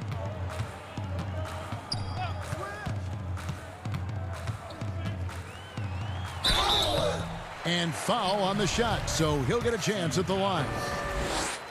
I think a lot of people are surprised that D'Angelo Russell has been able to step up and put in this kind of point production, because coming out of college, it was all thoughts around his playmaking ability. And so Russell hits them both. The Thunder have gone 3 of 6 in the third quarter, 50% from the field. Noel, the shot's good on the assist by Schroeder. And the Thunder lead by 20. Assists like that have typified their effort today. Terrific ball movement. And the rejection by Noel. Noel in there to intimidate, and does so there. I'd love to see them impose themselves a little more on the backboard. That's a great way to find confidence. Always a surefire way to get back in the game. Pass to Russell. Here's Johnson. And it's Noel with the rebound. The Thunder leading by 22. And that one is hammered home. Well, part of their game plan was to block out the noise and just stay focused. Always a good sign of maturity and steps forward when you can take this kind of effort, focus, and concentration on the road to get a win. Yeah, easy call. It's his first trip to the line. That free throw, no good. Minnesota making a switch here. Culver's checked in. Diallo, he's checked in for the Thunder. Good on the second free throw. Third quarter action, and just under 3.5 minutes have gone. That's tipped. Culver with the steal. Russell passes to Johnson. Lost contact on the shot, and now a three-point play chance as he'll head to the line. Well, Johnson's tenacity meter right now redlining. He loves taking the punishment and finishing through it. Minnesota shooting their 5th attempt at the line in the game. And they were 75% from the line a season ago. They get a hand on it. And it's Noel missing. Timberwolves trail by 21. Russell passes to Reed. The Timberwolves working the ball around now. Kicks to Culver. On the wing, Johnson. And it's Culver, top of the key. Shot clock at 6. Reed gets the bucket. How about the recognition from Culver? Terrific at realizing when the defense has broken down. Ferguson. The shot's good on the assist by Schroeder. Schroeder's got 5 assists in the game. And really keeping the ball hopping around here offensively. Yeah, undersized guys with athleticism do these kind of things, playing above the rim. Love to see him get up like that. The pass to Diallo. And Noel kicks to Muscala. Schroeder outside. And the layup's good off the glass. Schroeder's got 6. Fantastic ball movement. They're picking them apart with their passing. And that one, good. D'Lo at that size has great court vision and a great pass. About 3 seconds between shot and game clock. And Noel throws it down. Pushing the action, getting others involved. He does it time and time again. Nice to play with a point guard that takes pride in playmaking. It makes you move around just a little bit faster to get open spots. And he just elevates and powers in the one-hander. Textbook. Diallo kicks it over to Schroeder. Off target with his 3. Here's Layman. Here's Reed. And he got that one up in time, but doesn't go in. Noel is an active defender, and right now annoying some of the shot selection. And here at the end of the third quarter, it's a double-digit ball game. It's the Thunder up 19. And time to step aside quickly, but we'll be back in no time with the start of the fourth quarter. And let's go back to a terrific pass that we're calling tonight our State Farm assist of the game. And the definition of teamwork right there, guys. I mean, what great communication between them, and what a beautiful feed. The coaches talk about it all the time, but to be able to play with that kind of feel, nice play, collaborating, improvising, and organic. And as we head into the fourth, we'll see if there's a comeback in the works or if it's more of the same from the first three quarters. So for Oklahoma City right now, Gallinari and Adams, the combo out front. Paul out there with Dennis Schroeder. And it's Ferguson in at the small forward. And the Thunder making a switch here. Dort's checked in. Well, that's nice coordination as Russell seemed to know that he was going to get around the defense. Adams trying to free himself up. And the basket is good. And the Thunder lead by 19. And Matador defense, that's one of the easiest shots he is ever going to see. Yeah, feels like Christmas right now, just gift wrapping points. It's Russell with the drive. And the Thunder pushing it up now. Schroeder leading the charge. Nothing discourages Schroeder when he's driving towards the rim, does not see things in his way, and he has no problem taking hits on the way. Greg, as a point guard, you must have had so much fun being surrounded by so much terrific talent at UNLV. You know, Larry Johnson, Stacey Augmon, I mean, I could go on. And you're right, I was blessed to play alongside these guys. They were incredible talents, finishers. And, you know, you don't always appreciate it going through that moment, but the fact that we're all still close and stay in contact, man, what an awesome experience to be a part of that team. Chemistry must have been off the charts on that team. It was, and we had a lot of personalities, man. It was a different era back then, but I tell you, again, I wouldn't trade that experience for anything. Gallinari trying to get open. That is ferocious. You said it. That was ferocious. Hernan Gomez passes to Beasley. Russell kicks to Beasley. Back to Russell. He dishes it to Beasley. 5 on the clock. Pass to Hernan Gomez. Three-pointer. The Thunder pull it in. The biggest lead of the game was 24 points. It's a +5 advantage for them in rebounding after that one. Paul for 3. Minnesota with the rebound. Towns has got his 5th rebound right now in the game. No other way to put it. Just a poor shooting performance for him, but luckily his teammates have picked up the slack. Tipped away. Out of bounds. Minnesota takes possession. And the Thunder making a change here. Gilgeous-Alexander's checked in.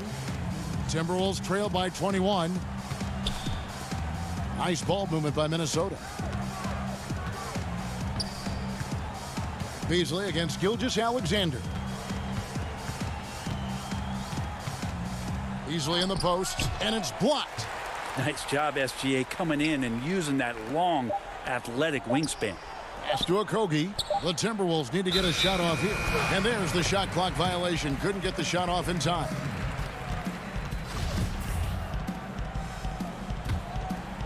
The Thunder leading by 21. Passes to Gilgeous-Alexander. Good, and Paul gets the assist.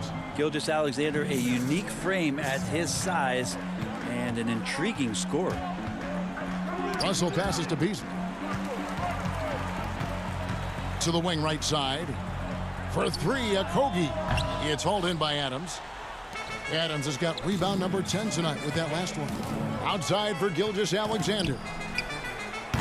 The three-pointer, no good. Not sure how he finds himself in so much space there. He's kicking himself for whiffing a bit on that one. And how about the quick eyes there from Towns? Finds a hole in the defense and exploits it there with a nice find. Here's Adams, and he banks in the layup. Two teammates connecting right there. Slick feed. Well, if you're just tuning in, welcome. We've got about 3.5 minutes gone here in the fourth quarter. Paul against Russell. Good work defensively by Paul. Thunder have gone 4 of 7 from the field since the beginning of the fourth. And one team is just completely outclassing the other tonight. Spirited performance, and it really ignited what is turning out to be a monster win here for the Thunder. As one-sided as it gets today, you know, there were some dominant moments in about every facet of this game for that team. Yeah, I mean, Kevin, it's hard to think of what didn't go right for them.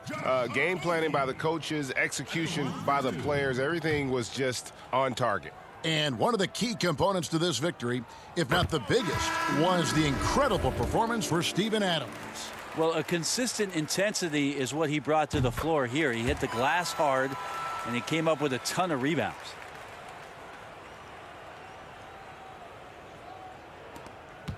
We've got 1:18 left in the fourth quarter. It's Gilgeous-Alexander with the drive. And Adams with the basket on the assist by Gilgeous-Alexander. Gilgeous-Alexander's got 3 assists in the game. Out of bounds, Oklahoma City takes possession. I know people can't see you, but you're doing what I'm doing, scratching your head to that turnover. And the Timberwolves making a change here. Reed's checked in. Outside, Gilgeous-Alexander.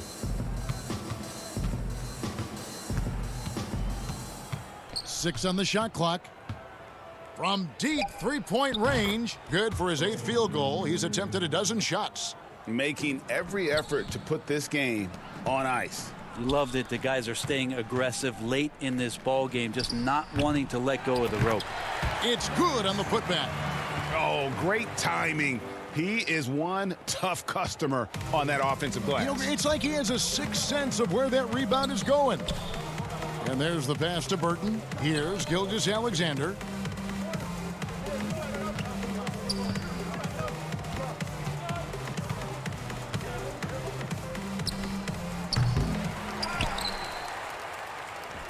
And the Timberwolves with possession here. Vanderbilt misses. And here is Gilgeous-Alexander. The 3 ball. But they get it back. And Adams kicks to Gilgeous-Alexander for the 3. No good. So no problem for Oklahoma City as they get the win. This crowd was stunned by the manner in which their team was dismantled. You know what? Shocking. I don't care what the matchup is. You never... David, thank you as always. Thank you for joining us. That'll...